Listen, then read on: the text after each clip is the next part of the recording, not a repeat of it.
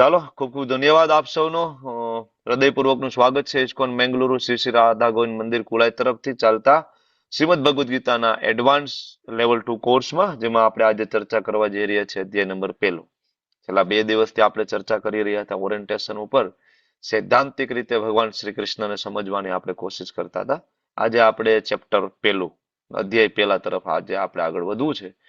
અને ખૂબ ખૂબ સ્વાગત છે મિત્તલ ખોખર માતાજી, કૃષ્ણધામ પ્રભુજી, અશોક પ્રજાપતિ પ્રભુ, રેખા માતાજી, સવિતા માતાજી, એન્ડ આશા હરે માતાજી, કૃષ્ણ રમણા પ્રભુજી, મંજરી દંડવત પ્રણામ. માતાજી, હરે રાજેન્દ્ર કૃષ્ણ પ્રભુ, પ્રભુજી, દંડવત પ્રણામ. હરે વિક્રમી કૃષ્ણ. પ્રભુ, ધાર્મી માતાજી, એન્ડ મંજુલા માતાજી, ધન મયુરી માતાજી, મુકેશ પ્રભુ, સોનમ માતાજી, અર્ચના માતાજી, વિશાલ પ્રભુ, દેવ્યાની માતાજી, નારાયણી સુનૈના માતાજી, કોઈનું નામ રહી ગયું હોય તો ક્ષમા કરજો, દર્શના માતાજી, લલિત કુમાર વેદ પ્રભુ, જય શ્રી હરે સોમંગલા કૃષ્ણ માતાજી, પ્રભુજી, હરે દંડવત કૃષ્ણ. પ્રણામ. વેલકમ વેલકમ પ્રભુજી, ખૂબ ખૂબ સ્વાગત છે હરે આપનું. Krishna thank you. પ્રભુજી, દંડવત પ્રણામ. દંડ પ્રણામ. Thank you so much for joining. Tapta Kanchan Gaurangi માતાજી, તબિયત કેવી છે હવે? હરે કૃષ્ણ પ્રભુજી. પ્રભુજી થોડો ફેર પડે છે, હવે અંડર સારું લાગે કંટ્રોલ છે. છે? પેલા કરતા સારું છે? હા હા હા ઓકે પ્રભુજી, ઓકે હા. Okay, please take care, take care. અમે થેન્ક યુ પ્રાર્થના પ્રભુજી. કરીશું. યસ યસ માતાજી. થેન્ક યુ ડોક્ટર પ્રભુજી. ભદ્રેશ પ્રભુ, વેલકમ. જ્યોતિ માતાજી, વંદના માતાજી, વેલકમ. હરે જલ્પા કૃષ્ણ માતાજી, પ્રભુજી. હરે મિત્રવિંદા કૃષ્ણ માતાજી, પ્રભુજી. Welcome welcome welcome. સ્વાગત છે આપ સૌનું. શરૂઆત કરીએ આપણે, ખૂબ હૃદયપૂર્વક પ્રાર્થના કરીએ. ડોક્ટર દક્ષા માતાજી, વેલકમ. ચાલો, અરે પ્રભુજી, મારું નામ જતુભાઈ છે. તમારું નામ શું છે? 1 2 3 4 લખેલું છે ત્યાં. તન્વી. હરે કૃષ્ણ. તન્વી સા- નામ છે, તન્વી. તલવી કે તન્વી? તન્વી. તન્વી હા. માતાજી. ઓકે, ત્યાં એકવાર નામ લખી નાખવાનું માતાજી, એટલે મને યાદ રહી જાય. તન્વી માતાજી. ઓકે, વેલકમ હરે વેલકમ. કૃષ્ણ નીતા પ્રભુજી, માતાજી, દંડવત પ્રણામ. વેલકમ. સ્વાગત છે આપ સૌનું, સ્વાગત હરે છે. વેલકમ. કૃષ્ણ. હરે ગોર કૃષ્ણ સચિવ પ્રભુ, પ્રભુજી. હરે કૃષ્ણ. હરે કૃષ્ણ. સુહાગ પ્રભુ, વેલકમ. શરૂઆત હરે કરીએ. કૃષ્ણ પ્રભુજી. હરે કૃષ્ણ. ચાલો. ઓમ અજ્ઞાનતિમિરાંધસ્ય જ્ઞાનાંજન શલાકયા ચક્ષુરુન્મિલિતમ યેન તસ્मै શ્રી ગુરુવે નમઃ. શ્રી ચૈતન્ય મનોભીષ્ટમ સ્થાપિતમ યેન ભૂતલે સ્વયં રૂપ કદા મહ્યમ દદાતિ સ્વપદાંતિકમ.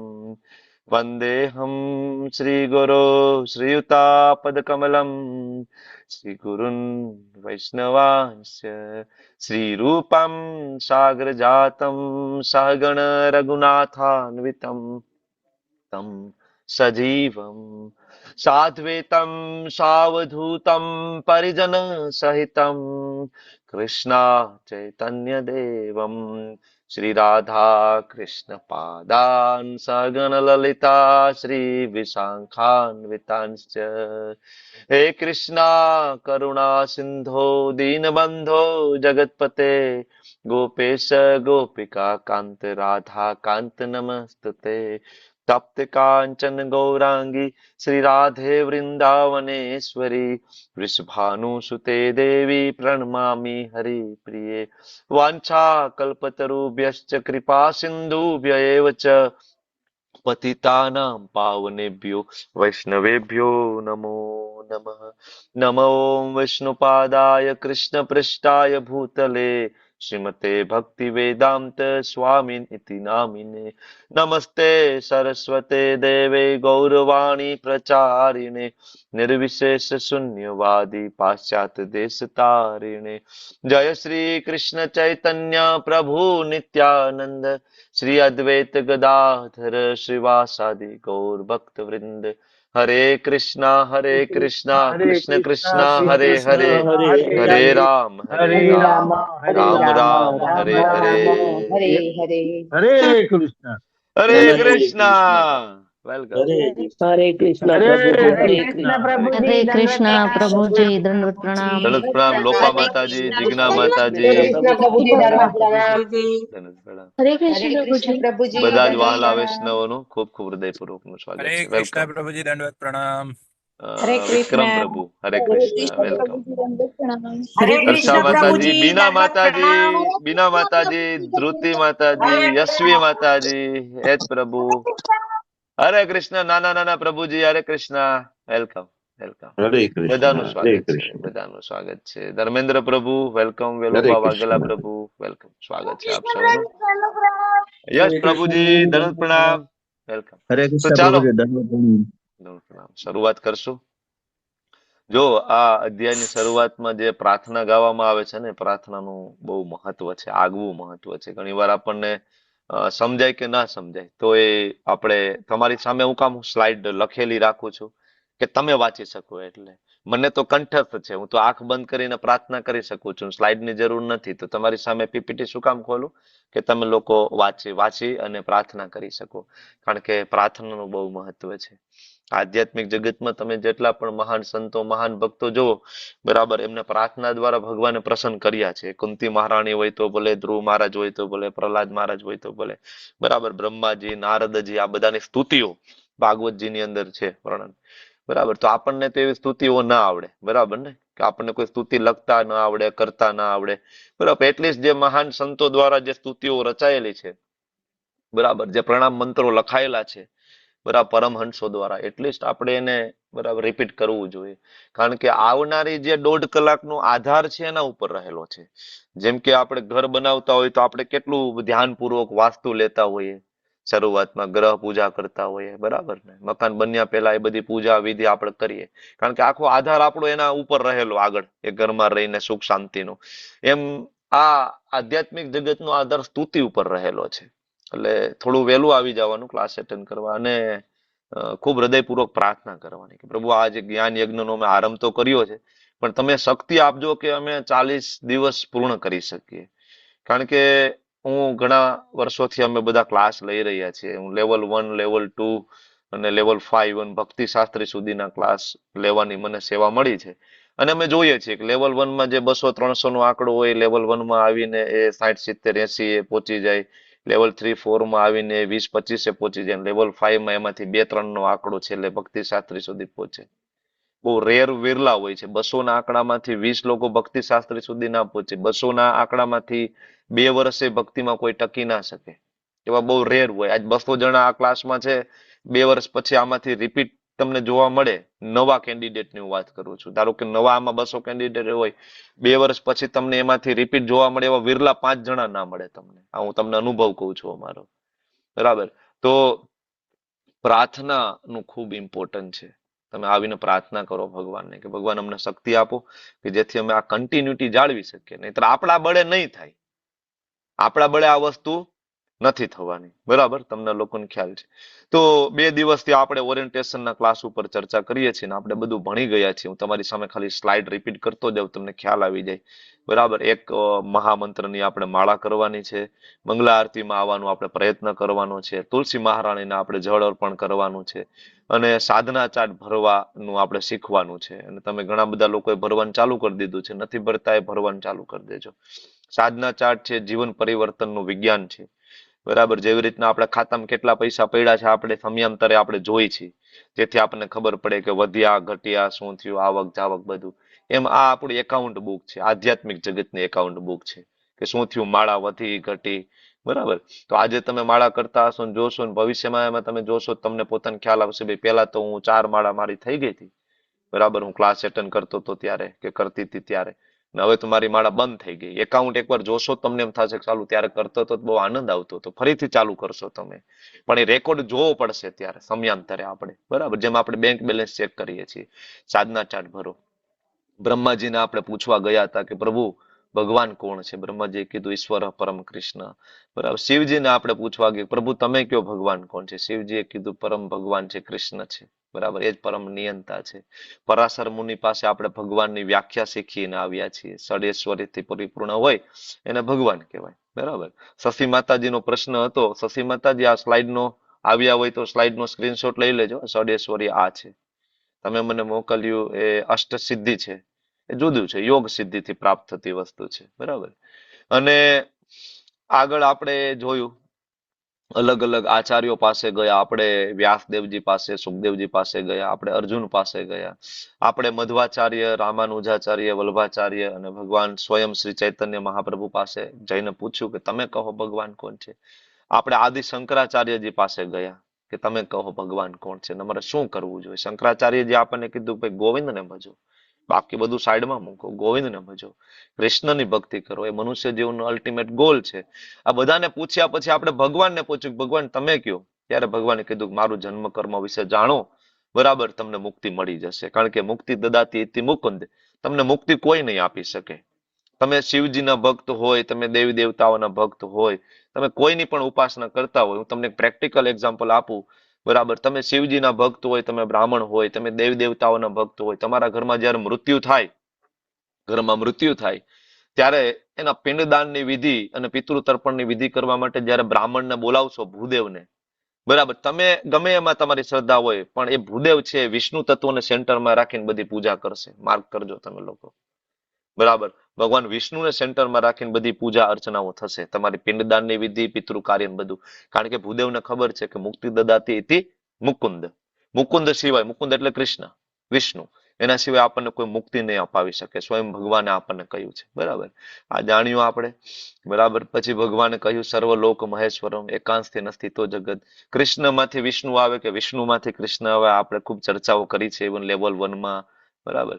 ભીષ્મદેવ પાસે ગયા, તમે કહો ભગવાન કોણ છે, બરાબર. સ્વયં ભગવાને આપણને કહ્યું 7.7 માં મારાથી ઉપરનું કોઈ તત્વ નથી, હું જ પ્રલય કરું છું, હું જ સર્જન કરું છું ને હું જ પાલન કરું છું, બરાબર. અને હું જ પુરુષોત્તમ છું. પૂર્ણ પુરુષોત્તમ કોણ છે? ભગવાન શ્રી કૃષ્ણ છે. વેદોનો સાર શું છે? ભગવાનને જાણવા. તો વેદોના આપણે રેફરન્સ લઈને આવ્યા, ઉપનિષદોના આપણે રેફરન્સ લઈને આવ્યા, અને આ બધું જાણીને આપણે 4 ગુણો એવા જોયા કે જે માત્ર કૃષ્ણમાં છે, ઇવન વિષ્ણુમાં પણ નથી. લીલા વારિધિ, પ્રેમણા, પ્રિયાધિક્ય, વેણુ માધુર્ય અને રૂપ માધુર્ય, આ 4 ગુણ એવા છે જે માત્ર કૃષ્ણમાં જોવા મળે છે. જો કૃષ્ણ, વિષ્ણુ, રામ, નરસિંહ વરાહ, બરાબર, કે ભગવાન પરશુરામ, આમાં કોઈ તફાવત નથી, બધા વિષ્ણુ તત્વ છે, પણ રસની દ્રષ્ટિએ તફાવત છે. તત્વની દ્રષ્ટિએ સેમ છે, રસની દ્રષ્ટિએ તફાવત છે, બરાબર. એટલે કન્ફ્યુઝ નહીં થતા. રામ ને કૃષ્ણ બે એક છે, તત્વ બે વિષ્ણુ તત્વ, પણ રસની દ્રષ્ટિએ બે જુદા જુદા છે, બરાબર. એટલા માટે હનુમાનજીને રામચંદ્રજીમાં જ રસ છે, બરાબર, કારણ કે એની ભક્તિ છે. હનુમાનજી મહારાજ રામચંદ્રજીના ભક્ત છે. હનુમાનજી મહારાજને એક વખત કહેવામાં આવ્યું હતું ભગવાન રામચંદ્રજી દ્વારા, કાલ હું તને લઈ જાઉં, બરાબર, હું તને ગોલોકમાં લઈ જાઉં, તને મારું શ્યામ સુંદર સ્વરૂપ બતાવું, રામચંદ્રજીએ કહ્યું હતું. કારણ કે કૃષ્ણ જ છે ને પોતે. હનુમાનજી મહારાજ કહે છે ના ના પ્રભુ ભાઈ, મને તો તમારા આ જ સ્વરૂપમાં સંતુષ્ટિ છે, બરાબર. હું તો રામ અને જાનકીજી, બરાબર, એ સ્વરૂપમાં જ તમને ભક્તિ કરું છું.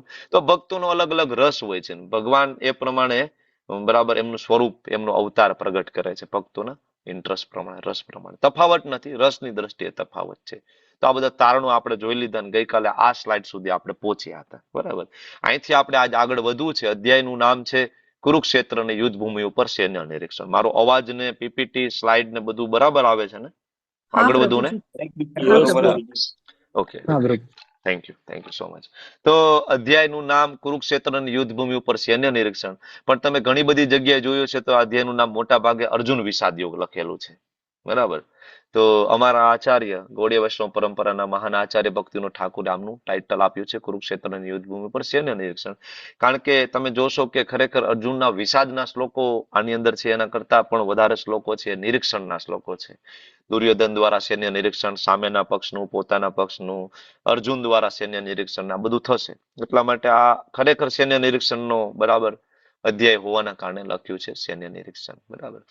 હવે આપણને બધાને ખ્યાલ છે કે જ્યારે યુદ્ધની ઘોષણા થઈ ગઈ, બરાબર, મહાભારતના યુદ્ધની ઘોષણા થઈ ગઈ, તો બલરામજી એવું કહ્યું કે ભાઈ આપણે કૃષ્ણ એ કનૈયા, આપણે ભાગ નહીં લઈએ, કારણ કે બે બાજુ રિલેટિવ છે, બરાબર. કારણ કે મામા ફોઈના ભાઈ થતા હતા, અને આ બાજુ તમને ખબર છે ને કે દુર્યોધન એ ભગવાન કૃષ્ણના વેવાય થાય પાછા, તો ખ્યાલ છે તમને, દુર્યોધનના દીકરા સાથે લગ્ન થયા હતા, બરાબર.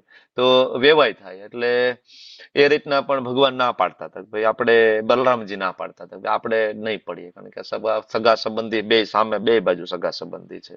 એટલે બલરામજી તો બરાબર નીકળી ગયા યાત્રામાં. પણ કૃષ્ણજીએ પૂછ્યું બલદેવજીને, દાઉજીને, ભાઈ હું મારા ભક્તને એકલો ના છોડી શકું, મારો ભક્ત અર્જુન છે અને આવી ઘડીએ હું એને એકલો ના છોડું, તમે કહેતા હું શસ્ત્ર નહીં ઉપાડું, હું શસ્ત્ર નહીં ઉપાડું, પણ હું એટલે ગાઈડન્સ તો આપી શકું ને, મિત્ર તરીકે ગાઈડન્સ આપી શકું ને. એટલે એ રીતના બરાબર દાઉજી કન્વિન્સ થયા, અને દાઉજીએ ઘોષણા કરી કે ભાઈ કૃષ્ણ છે એ હેલ્પ કરશે, બરાબર, કૃષ્ણ હેલ્પ કરશે ને જેવી આ ખબર પડી અર્જુન ને દુર્યોધન ને એટલે અર્જુન ગયા, પણ એની પેલા દુર્યોધન પહોંચી ગયા હતા ભગવાન પાસે. બરાબર ને ભગવાન તો આરામમાં હતા, સુતા હતા, તો દુર્યોધન ભગવાનના સિંહાસન ઉપર બેસી ગયા અને અર્જુન ભગવાનના પગ પાસે બેસી ગયા. એવું નહોતું બીજું કોઈ સિંહાસન નહોતું, પણ અર્જુનને ખબર હતી કે ક્યાં બેસવું જોઈએ. ભગવાન ઉઠ્યા તો નજર અર્જુનની સામે પડી, તમે જોઈ રહ્યો પિક્ચરમાં. બરાબર, એટલે ભગવાને કીધું કે ભાઈ મેં અર્જુનને પેલા જોયો છે એટલે અર્જુનને માગવાનો હક પેલો છે. બરાબર, શરત એટલી છે. બરાબર, અર્જુને કીધું કે ભાઈ બે ઓપ્શન છે, કાં તો હું કૃષ્ણ નિશસ્ત્ર અને કા સામે મારી નારાયણી સેના. બરાબર, એટલે અર્જુનને કીધું કે ભાઈ તું માગ. ત્યારે અર્જુને કીધું, એટલે દુર્યોધનને એવું થયું કે હમણાં અર્જુન કહેશે કે નારાયણ સેના આપી દો. બરાબર, નિશસ્ત્ર કૃષ્ણને લઈને શું કરવાના. હવે આ પ્રસંગ ઉપરથી પણ એ ખબર પડે કે ભક્ત હોય ને એને ભગવાનમાં ઇન્ટરેસ્ટ હોય, અને જે ભક્ત નથી ને એને ભગવાનની શક્તિમાં ઇન્ટરેસ્ટ હોય. શક્તિ એટલે દેવી, ભગવાનની શક્તિ છે એ દેવી છે. શક્તિ અને શક્તિમાન. બરાબર, તો ભક્તને શક્તિમાનમાં રસ હોય છે હંમેશા, અને જે ભક્તો નથી બરાબર એને શક્તિમાં ઇન્ટરેસ્ટ હોય છે. ઓલી સિદ્ધિ ને આ સિદ્ધિ ને ઓલી શક્તિ ને આ માનતા ને ઓલી બાધા ને બરાબર ઓલા મનોરથો ને એકચ્યુઅલી આ બધી શક્તિઓ છે. બરાબર, ભક્તોને શક્તિમાં ઇન્ટરેસ્ટ નથી. બરાબર, તો એવી રીતના અર્જુનને કહ્યું, અર્જુને કીધું કે ભગવાન તમે શસ્ત્ર ઉપાડો તો ભલે, ના ઉપાડતો ભલે, પણ તમે મારા પક્ષમાં રહેજો. ભગવાન કે બરાબર મગજ તો ઠેકાણે છે ને, શસ્ત્ર નથી ઉપાડવાનું, પછી કેતો નહીં. અને બીજું પ્લસમાં નારાયણ સેના સામે જતી રહેવાની છે. અર્જુન કે કોઈ વાંધો નથી, તમે મારા પક્ષમાં છો ને, ફિનિશ. આટલો વિશ્વાસ હતો એમને. કઈ અર્જુનને ભગવદ્ ગીતાની અંદર મહાબાહો, પરંતપ, તું તો મારો સખા છે, તારાથી મારો કોઈ પ્રિય ભક્ત નથી, આવું કઈ ભગવાને એમ જ નથી કહ્યું. અર્જુને એ લેવલનો વિશ્વાસ બતાવ્યો છે ભગવાન ઉપર. તો જયારે આપણે એ લેવલનો વિશ્વાસ બતાવવો પડશે ભગવાનને. આપણી પાસે બે ઓપ્શન હોય તો, આ બાજુ એક અગાધ ઐશ્વર્ય હોય અને એક બાજુ ભગવાન ઐશ્વર્ય વિહીન. બરાબર, કે કાંઈ નથી ભાઈ હું તો બરાબર, તો આપણે તરત સિલેક્ટ કરી લઈએ ને ભાઈ આ બાજુ તો બંગલો છે, BMW ગાડી છે, મર્સિડીઝ છે, એ બધું પેલા ભોગવી લે પ્રભુ, પછી આવીશ તમારી આગળ. બરાબર, તો શક્તિ અને શક્તિમાન આ પ્રસંગ ઉપરથી આપણને ખબર પડે. બરાબર, અને ભગવદ્ ગીતા ને 3 ભાગમાં વિભાજિત કર્યા. પેલા 6 અધ્યાય, વચ્ચેના 6 ને છેલ્લા 6. પેલા 6 અધ્યાય કર્મયોગ, વચ્ચેના 6 એ ભક્તિ યોગ ને છેલ્લા 6 અધ્યાય જ્ઞાન યોગ. જેવી રીતના કિંમતી હીરા મોતી માણેક જવેરાત સોનાનો હાર બોક્સની વચ્ચે રાખવામાં આવે ને બે બાજુ હાર્ડ કવર મૂકવામાં આવે, સેફટી આપવામાં આવે. એવી રીતના ભક્તિ યોગને સેન્ટરમાં મૂક્યો છે. આપણે લેવલમાં ચર્ચા કરી ગયા હતા કે બહુ વિરલાઓ હોય કે ત્યાં સુધી પહોંચે. બરાબર, શંકરાચાર્યજીએ ભગવદ્ ગીતાનું ખૂબ મહાત્મય ગાયું છે કે કોઈ પણ આ દેવી સાહિત્ય ધ્યાનથી વાંચશે ને, બરાબર, અને એમાં આપેલા નિયમોનું પાલન કરશે ને, તો બધા ભય અને ચિંતામાંથી મુક્ત થઈ જશે. ગઈકાલે પ્રશ્ન હતો કે ભાઈ ડિસિઝન મેકિંગમાં પ્રોબ્લેમ થાય છે, ચિંતા થાય છે. બરાબર, સિમ્પલ વસ્તુ છે, ભગવદ્ ગીતા વાંચો વધુમાં વધુ, અને ભગવદ્ ગીતામાં આપેલા નિયમોનું પાલન કરો.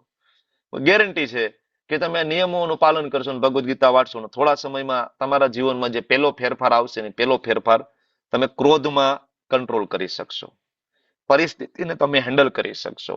અને બીજો ફેરફાર તમારા જીવનમાં આવશે ને, તમારા જીવનમાંથી ચિંતાનું પ્રમાણ ઘટી જશે. બરાબર, જીવનમાં જે નાની નાની વસ્તુમાં જે ચિંતા આપણને થતી હતી એમાંથી તમે તરત બહાર નીકળી જશો. તો આ બરાબર આદિ શંકરાચાર્ય જે મહાત્મ્ય ગાયું છે, નિષ્ઠાપૂર્વક કોઈ વાંચશે ને, ગંભીરતાપૂર્વક ભગવદ્ ગીતાને, ભગવાનની કૃપાથી બધા દુષ્કૃત્યોના પરિણામ, બધા ભગવત ધામ જવાની ગેરંટી મળી જાય જો કોઈ ભગવદ્ ગીતા 100% આપે પોતાનું વાંચવામાં. તો બરાબર, જેવી રીતના પાણીમાં સ્નાન કરીને શુદ્ધ થાય છે, હું એટલા માટે સ્પીડમાં લઉં છું કે આ લેવલ 1 માં લઈએ છીએ આપણે. તો બરાબર, તો કોઈ વિચાર કરો કે ભગવદ્ ગીતા અમૃતની અંદર કોઈ સ્નાન કરે ભગવદ્ ગીતા રૂપી, તો ભવસગરમાંથી તરી જાય, ભગવત ધામ જતો રહે. બરાબર, કારણ કે ભગવદ્ ગીતા ભગવાનના મુખમાંથી નીકળી છે. વિચાર કરો ગંગાજી ક્યાંથી નીકળ્યા છે? ભગવાનના ચરણ કમળમાંથી. બરાબર, બલી મહારાજ પાસે ભગવાન વામનદેવ ગયા હતા, ભાઈ 3 ડગલા જમીન આપો. બલી મહારાજને એમ હતું કે નાનો છોકરો 3 ડગલામાં તો શું માગી લેવાનો હતો. ખબર પછી પડી કે આ તો સ્વયં ભગવાન છે. એક જ ડગલાની અંદર ભગવાને ઉપરના બધા લોકો માપી લીધા ને અંગૂઠો છે કે ઉપર અડી ગયો. બ્રહ્માંડ આપણે ગોલોક ચાર્ટ ભણ્યા હતા ને, બરાબર, ઉપરના બ્રહ્માંડના પડમાં અંગૂઠો અડી ગયો, ત્યાં ગાબડું પડી ગયું. બ્રહ્માંડની 12 વિરજા નદીનું પાણી એન્ટર થઈ ગયું બ્રહ્માંડની અંદર, એ એન્ટર થઈ ગયું ને ઉપરના લોકમાં ગયું. એટલે એનું નામ પેલું પડ્યું વિષ્ણુપદી. વિષ્ણુપદી ગંગાજીનું ઉપરના લોકનું નામ છે. બરાબર, ત્યાં ગયા ને પછી તમને ખબર છે કે રામચંદ્રજીના જે પૂર્વજો, બરાબર, એમને ગંગાજીને નીચે લાવવા માટે પ્રયત્ન કર્યા, ભગીરથ પ્રયત્નો કર્યા. એમનું નામ ભગીરથ રાજા, દિલીપ રાજા, ભગીરથ રાજા, બરાબર. પછી ગંગાજી નીચે લાવ્યા, પણ નીચે ફોર્સ સહન ના કરી શકે પૃથ્વી, તો શિવજીએ જટામાં ધારણ કર્યા. બરાબર, જટા પછી એક લટ મહાદેવજીએ છોડી અને પછી જે આપણને ગંગાનો પ્રવાહ અત્યારે મળે છે એ પછી એના પ્રવાહ મુજબ પાછા 3 અલગ અલગ નામ પડ્યા એને, બરાબર ને, ભાગીરથી, અલકનંદા, મંદાકિની, બધા ગંગાજીના નામ છે. તો વિચાર કરો કે આજે તો તમને ખબર છે ને, ગંગા નદીમાં સ્નાન કરવા માટે કેટલી પડાપડી, મોની બરાબર, અમાવસ્યા આજ હતું કે ગઈકાલે હતું? ગઈકાલે હતું ને મોની અમાવસ્યા. કેટલી પડાપડી. શંકરાચાર્યજીનો મોટો ઇસ્યુ થઈ ગયો સ્નાન કરવા માટે. તો લાખો લોકો સ્નાન કરવા માટે જાય છે, લાખો લોકો. પણ જો એ લાખોમાંથી કોઈ ભગવદ્ ગીતા વાંચી લે ને, કારણ કે જો ગંગાજી છે ને એ પાપનો તો નાશ કરે, એમાં કોઈ શંકાને સ્થાન નથી, બરાબર, પણ પાપ કરવાની વૃત્તિનો નાશ ના કરે. આટલા બધા લોકો ગંગા સ્નાન કરીને ઘરે આવી ગયા, સુધરી ગયા. બરાબર, મહાકુંભમાં લગભગ ઘરેથી બધા સ્નાન કરવા ગયા હતા. આ બરાબર, તો ગંગા સ્નાન કરીને આવીને સુધરી ગયા. પાપ તો એના બળી ગયા, પણ પાપ બળી ગયા ને જેવું ગંગાજીના પગથિયા ચડીને બહાર નીકળ્યા હતા ઈ નહીં પાછા. લાવ ભાઈ, તમાકુ ક્યાં છે? લાવ. બરાબર, ક્યાં છે? બીડી ક્યાં છે? કાંઈ સુધારો આવ્યો? ઘરે આવીને એ જ કામ, ક્રોધ, લોભ, મોહ, મદ, મત્સર, એ બધી ઈર્ષાઓ પાછી એને ચાલુ રહી ને. એટલા માટે ગંગાજીમાં સ્નાન કરવાથી નો ડાઉટ પાપોનો નાશ થાય, પણ પાપ કરવાની વૃત્તિનો નાશ નહીં થાય. અને ભગવદ્ ગીતા વાંચવાથી પાપનો પણ નાશ થાય ને પાપ કરવાની વૃત્તિનો જ નાશ થઈ જાય, મૂળનો નાશ થઈ જાય. એટલા માટે શંકરાચાર્યજી કહે છે ભાઈ તમે ગંગાજીમાં સ્નાન કરો, બરાબર છે, કરવું જોઈએ, પણ ભગવદ્ ગીતા વાંચો, ભગવદ્ ગીતા સાંભળો, તો તમારા પાપ કરવાની વૃત્તિ જ જતી રહેશે. બરાબર, જે મેન સ્ટોરેજ છે તો બંધ કરો. બરાબર, એટલા માટે કહે છે કે ભાઈ ગંગાજીનું પાણી પીવે તો મુક્તિ મળી જાય, ગીતાજીનું કોઈ અમૃત પીવે તો પછી શું કહેવાનું. બરાબર, ભગવાનનું ધામ પ્રાપ્ત થાય, પુનર્જન્મ ન વિદ્યતે. બરાબર, કારણ કે આ ગીતોપનિષદ છે, વેદોનો સાર છે. ભગવદ્ ગીતા કોઈ સામાન્ય ગ્રંથ નથી. ભગવાન એને દોઈ રહ્યા છે, અર્જુનને તો વાછડા તરીકે સામે રાખ્યા છે, અર્જુનને પીવડાવતા પણ નથી. આ બરાબર, આ જે ઉપમા આપી છે આના ઉપરથી તમને ખબર પડવી જોઈએ કે આ ભગવદ્ ગીતા અર્જુન માટે નથી. અર્જુન તો વાછડા તરીકે સામે બાંધ્યા છે, બરાબર, અને ભગવદ્ ગીતા બરાબર ગીતા રૂપી ગાયને દોઈ રહ્યા છે, ને એમાંથી જે દૂધ રૂપી અમૃત નીકળે છે કોના માટે છે? ભક્તો માટે છે, આપણા માટે છે. ગીતા અર્જુન માટે નથી, ગીતા આપણા માટે છે. બરાબર, એટલે શંકરાચાર્યએ કીધું કે એકમ શાસ્ત્રમ, એક શાસ્ત્ર હોવું જોઈએ, ભગવદ્ ગીતા, કે જે દેવકી પુત્ર બરાબર ભગવાન કૃષ્ણ ગાયું છે. એક બરાબર દેવ હોવા જોઈએ, કોણ? ભગવાન શ્રી કૃષ્ણ. એકો દેવો દેવકી પુત્ર એવો. અને એક મંત્ર હોવો જોઈએ, બરાબર, હરે કૃષ્ણ કૃષ્ણ કૃષ્ણ હરે હરે, હરે રામ રામ રામ હરે હરે. કળિયુગનો મંત્ર છે. ઘણા બધા રેફરન્સ થી આપણે ચર્ચા કરી ચૂક્યા છે 6ઠા અધ્યાય લેવલ 1 માં. અને એક જ કાર્ય હોવું જોઈએ, ભગવાન કૃષ્ણને પ્રસન્ન કરવા. એક જ આપણું કાર્ય હોવું જોઈએ, બરાબર. તો ભગવદ્ ગીતાની અંદર ટોટલ 700 શ્લોક છે. એક જ શ્લોક પેલો ધૃતરાષ્ટ્રે બોલ્યો છે. સંજય દ્વારા 41 શ્લોક બોલાયા અને અર્જુન દ્વારા 84, ભગવાન દ્વારા 574 શ્લોક બોલાયા છે, 574. આ યાદ રાખજો, આગળ કામ આવશે તમને, બરાબર. તમારી અસાઇનમેન્ટમાં ને એમાં આ બધું પૂછવામાં આવતું હોય, કામ આવે, બરાબર. તો હવે આપણે ભગવદ્ ગીતાની શરૂઆત કરતા પહેલા થોડું કુરુ વંશ વિશે આપણે જાણી લઈએ. ભાઈ આ બધું જે થયું અને આ વંશ ક્યાંથી ચાલુ થાય. તો આપણે અહીં ભણશું શાંતનુ રાજાથી, પણ આનું મૂળ જે ઉદ્ગમ જે છે આને ચંદ્રવંશ તરીકે ઓળખવામાં આવે. કુરુવંશ જે છે ચંદ્રવંશ તરીકે ઓળખવામાં આવે છે. કારણ કે બ્રહ્માજીથી એકચ્યુઅલી આ વંશની શરૂઆત, આમ તો બધા વંશ બ્રહ્માજીથી જ શરૂઆત થાય, એમાં શંકા નથી, કારણ કે બધા બાળકો બ્રહ્માજીના જ છે. તો બ્રહ્માજીના પુત્ર અત્રિ ઋષિ, અને અત્રિ ઋષિના પુત્ર ચંદ્ર, ચંદ્રના પુત્ર બુદ્ધ, બુદ્ધના પુત્ર પુરુરવા, એમ કરીને આયુ રાજા, નહુષ રાજા, યયાતિ રાજા, બરાબર. પછી પુરુરવા કરીને આવ્યા, બરાબર. તો આમ કરીને બધા રાજાઓ આવ્યા. એમ કરતા કરતા ભરત રાજા, ભરત રાજા આવે, જેના ઉપરથી આ દેશનું નામ ભારત પડ્યું, બરાબર. એની પેલા આ દેશનું નામ ઈલાવૃત વર્ષ હતું, પછી ભારત વર્ષ તો પછી પડ્યું, એની પેલા ઈલાવૃત વર્ષ હતું. તો દુષ્યંત અને શકુંતલાના પુત્ર તરીકે પ્રગટ થયા હતા ભરત રાજા. ભરત રાજા મહાપ્રતાપી રાજા હતા. એટલે જો ઘણી વખત ભગવાન અર્જુનને કહે છે કે હે ભારત, બરાબર. શું કામ કે છે ખબર છે? કારણ કે ભરત રાજા એટલા મહાપ્રતાપી રાજા હતા કે એને પોતાને સંતાનો હતા, 7 સંતાન કે 9 સંતાન હતા, મને એક્ઝેક્ટ આંકડો યાદ નથી. પણ ભરત રાજા ચક્રવર્તી સમ્રાટ હતા.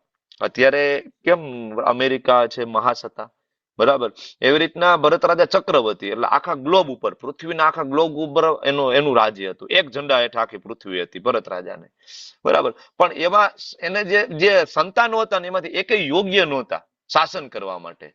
તો વિચાર કરો, એને કોઈને ગાદી ના આપી, એને એક ઋષિ પુત્રને ગાદી આપી.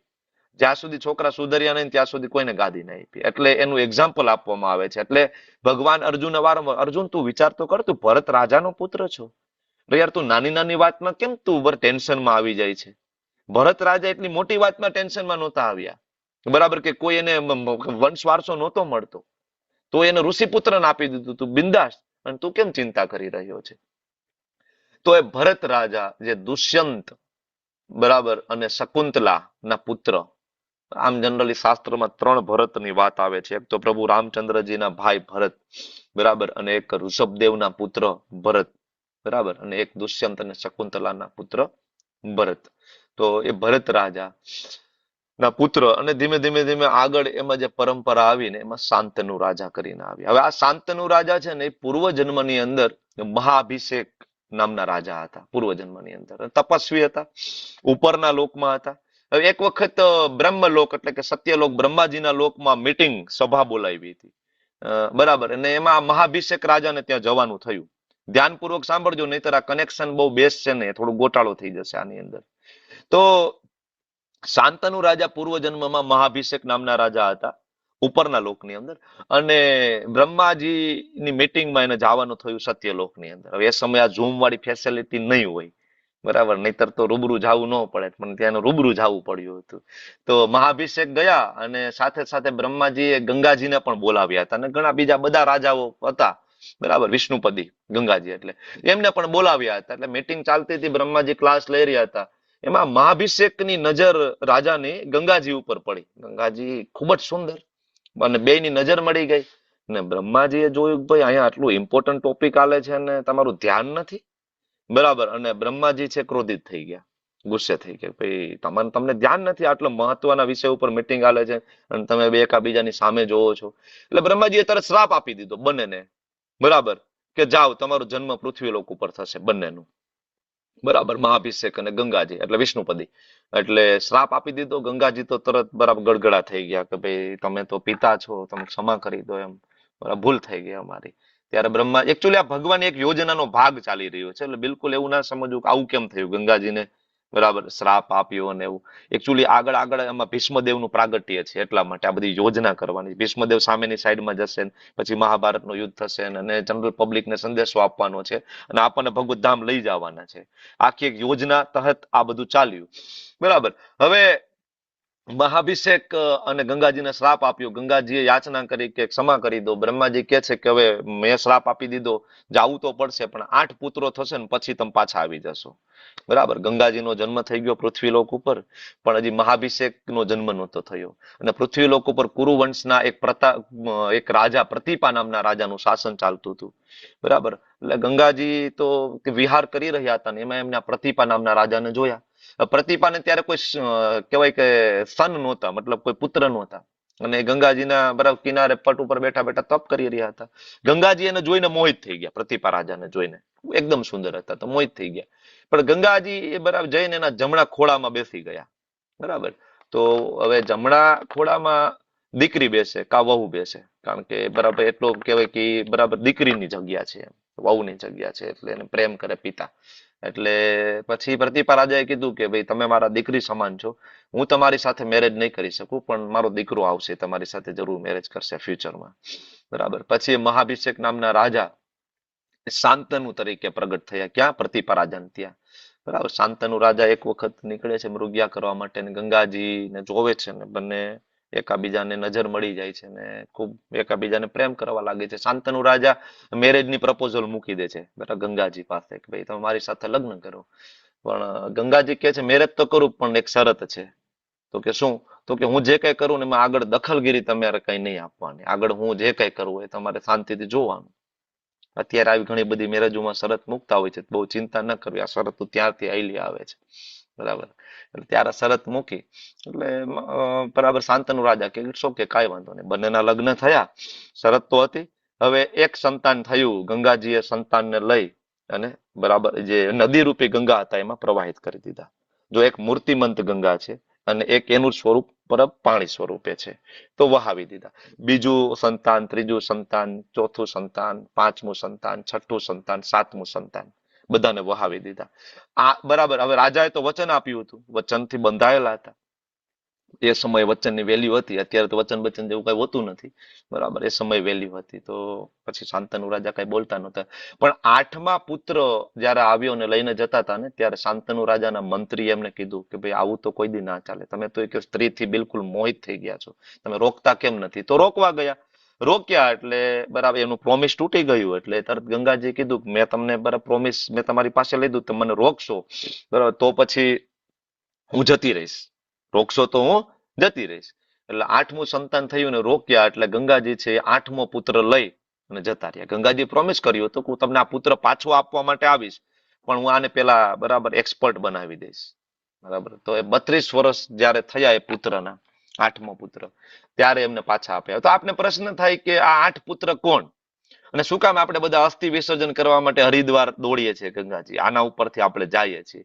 એ 8 જે વ્યક્તિ આવ્યા, બરાબર, એ બીજું કોઈ નહીં, 33 કોટી દેવતામાં જે 8 વસુ છે એ 12 આદિત્યો છે, 11 રુદ્રો છે, 8 વસુઓ છે, 2 અશ્વિની કુમાર છે, આમ કરીને 33 કોટી દેવતાઓ થાય. એમાં એ 8 વસુ જે છે ને એ આવ્યા હતા. શું કામ આવ્યા હતા? તો કે 8 જે વસુ, બરાબર, એમને ઋષિ વશિષ્ઠની ગાય ગમતી હતી.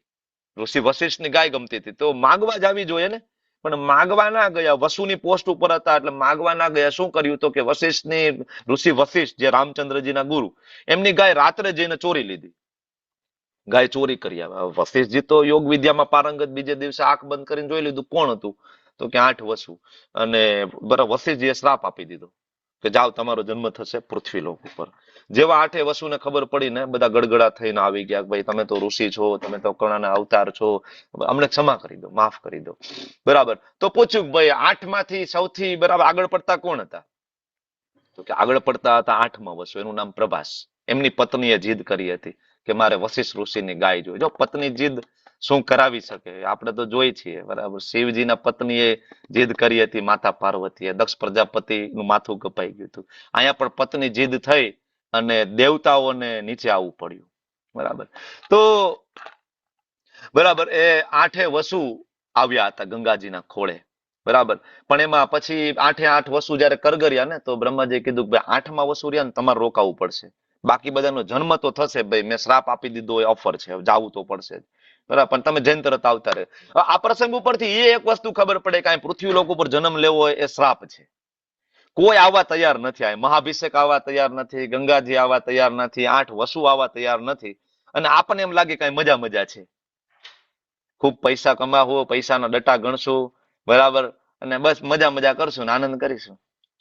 આપણને એમ લાગે મજા છે. નહીં નહીં, આ શ્રાપ છે ભાઈ. આ ભૌતિક જગતમાં આવવું એ શ્રાપ છે. પણ આ મનુષ્ય શરીર લેવું એક શ્રાપ છે. ઇવન 84 લાખ યોનિમાં પડવું એ શ્રાપ છે. છતાં પણ આ બેડ બાર્ગેનિંગ કહેવાય. એને અમારા આચાર્ય શ્રી પ્રભુપાદજી કહે છે કે આને ગુડ બાર્ગેનિંગમાં આપણે કન્વર્ટ કરી દેવું જોઈએ.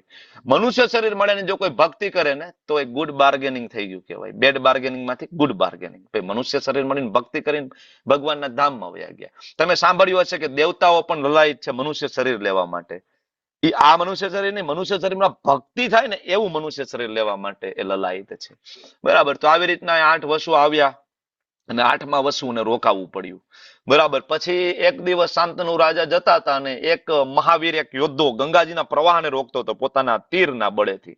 તો જોયું કે આટલો બધો પ્રતાપિયા છોકરો કોણ છે? 32 વર્ષનો છોકરો, બરાબર. જઈને પૂછ્યું તું કોણ? તો કે મારું નામ દેવવ્રત, મારું નામ દેવવ્રત. ત્યાં તરત ગંગાજી પ્રગટ થઈ ગયા કે આ તમારો પુત્ર છે જે હું લઈને ગઈ હતી, તમને સોંપવા આવી છું અને હવે મારું કામ પૂરું થઈ ગયું અને હું જાઉં છું. ગંગાજી જતા રહ્યા અને દેવવ્રત અને શાંતનુ, બરાબર. આ ભીષ્મદેવનું પેલું નામ છે દેવવ્રત, તમને લોકોને ખ્યાલ હશે. હવે ગંગાજી જતા રહ્યા છે. હવે શાંતનુ રાજા એક દિવસ નદી કિનારે જાય છે મૃગયા કરવા માટે. મૃગયા એટલે શિકાર કરવા માટે. રાજાઓને છૂટ હતી શિકાર કરવાની, બરાબર. એ જાય છે તો એક સુંદર મજાની કન્યા જેનું નામ સત્યવતી, એના શરીરમાંથી એક સરસ મજાની સુગંધ આવતી હતી, સુગંધથી એટ્રેક્ટ થઈ ગયા. એકચ્યુઅલી આ સત્યવતી એમનું પણ એક બરાબર પાસ્ટ એવું હતું કે એનું નામ હતું મત્સ્યગંધા. એના શરીરમાંથી બેડ સ્મેલ આવતી હતી, માછલી મરી ગઈ હોય ને એવી સ્મેલ આવતી હતી. બરાબર. તો એનો ઉદ્ધાર કરવા માટે પરાશર મુનિ જે છે એમની બોટમાં બેસે છે, કારણ કે બોટ ચલાવતા હતા.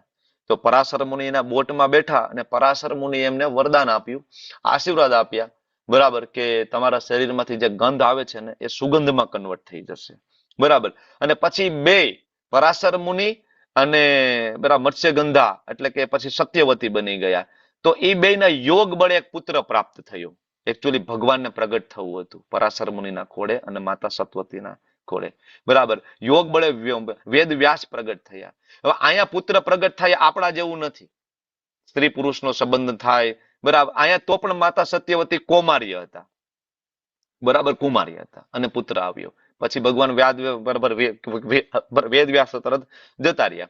તો આ એનું પાસ્ટ. હવે સત્યવતીના શરીરમાંથી જે સુગંધ આવે છે એનાથી એટ્રેક્ટ કોણ થઈ ગયા? શાંતનુ રાજા. શાંતનુ રાજા એટ્રેક્ટ થઈ ગયા અને એમને પ્રપોઝ કર્યું કે ભાઈ લગ્ન કરવા છે. તો કે ભાઈ મારા પિતાજીને પૂછવું પડે એના માટે. તો પછી એના પિતાજી દાર્શરાજ એની પાસે શાંતનુ રાજા ગયા. શાંતનુ રાજા ગયા તો એમના પિતાજી એમ કીધું કે ભાઈ લગ્ન તો કરે બરાબર છે, મારી દીકરી તમારી સાથે કોઈ વાંધો નથી. બરાબર, હસ્તિનાપુરની રાણી બને, પણ તમારા બેના પુત્રો આવે એનું શું? કારણ કે તમારે તો ઓલરેડી એક મોટો પુત્ર છે દેવવ્રત, સિંહાસન ઉપર તો એ બેસશે, તો મારી દીકરી બરાબર નાતી આવશે અમારા ભાણેજ, એનું શું? એને તો કોઈ રાજ્ય મળશે નહીં, તો બરાબર તમારા મોટા દીકરાની સેવા જ કરશે દાસ દાસીની જેમ. બરાબર. તો ત્યારે એકચ્યુઅલી આમને યુવરાજ ઘોષિત કરી દીધા હતા દેવવ્રતને. એટલે શાંતનુ રાજા કે ભાઈ એ તો એનો અધિકાર છે, એ તો મોટો છે, હું એની પાસેથી અધિકાર ના લઈ શકું ને, રાજા તો એ જ બનશે. શાંતનુ રાજા ઘરે આવી ગયા, ખૂબ દુઃખી, કારણ કે ખૂબ પ્રેમ કરતા હતા સત્યવતીને. એટલે દેવવ્રતે જોયું કે પિતાજી ખૂબ દુઃખી છે, બરાબર, ખૂબ ટેન્શનમાં છે. દેવવ્રતે પૂછ્યું કે શું થયું, પણ પિતાજી કહેતા નહોતા. પણ એના જે સારથીને પૂછ્યું, ભાઈ તમારા પપ્પા જાય છે અને એક જે બોટ ચલાવે છે સત્યવતી નામની સ્ત્રી, એને દૂરથી જોવે છે, પાછા આવતા રહે છે. એટલે પછી દેવવ્રત ગયા એમની ઘરે, બરાબર, એમને મળવા માટે એમના પિતાને, કે ભાઈ શું થયું. તેના પિતાએ કીધું ભાઈ આવું છે, તમારા પિતાને મારી દીકરી ગમે છે, પણ પ્રોબ્લેમ આટલો છે કે ભાઈ તમે રાજા બનવાના હોય તો કે આટલી નાની વાત છે કે લાવો હું તમને વચન આપી દઉં કે હું રાજા નહીં બનું. બરાબર. તો કે એટલાથી નહીં પતે, ધારો કે તમે રાજા ન બનો પણ તમારા દીકરા આવશે એનું શું? તમારા દીકરા આવશે તો રાજા બને જ ને. બરાબર. ત્યારે ભીષ્મદેવ છે ત્યાં હાથમાં પાણી લઈ અને પ્રતિજ્ઞા લે છે. બરાબર, કે હું કોઈ દિવસ રાજા નહીં બનું, હસ્તિનાપુરની ગાદીનો હું રક્ષક રહીશ જીવીશ ત્યાં સુધી. અને બીજું, હું નૈષ્ટિક બ્રહ્મચારી બનીશ. મતલબ હું લગ્ન નહીં કરું. હું લગ્ન નહીં કરું તો આગળ તો મારા સંતાન આવે, વંશ વારસાનું કોઈ ચિંતા નથી. ત્યારે એમના પિતાજી, સત્યવતીના પિતાજી માની ગયા દાસરાજને.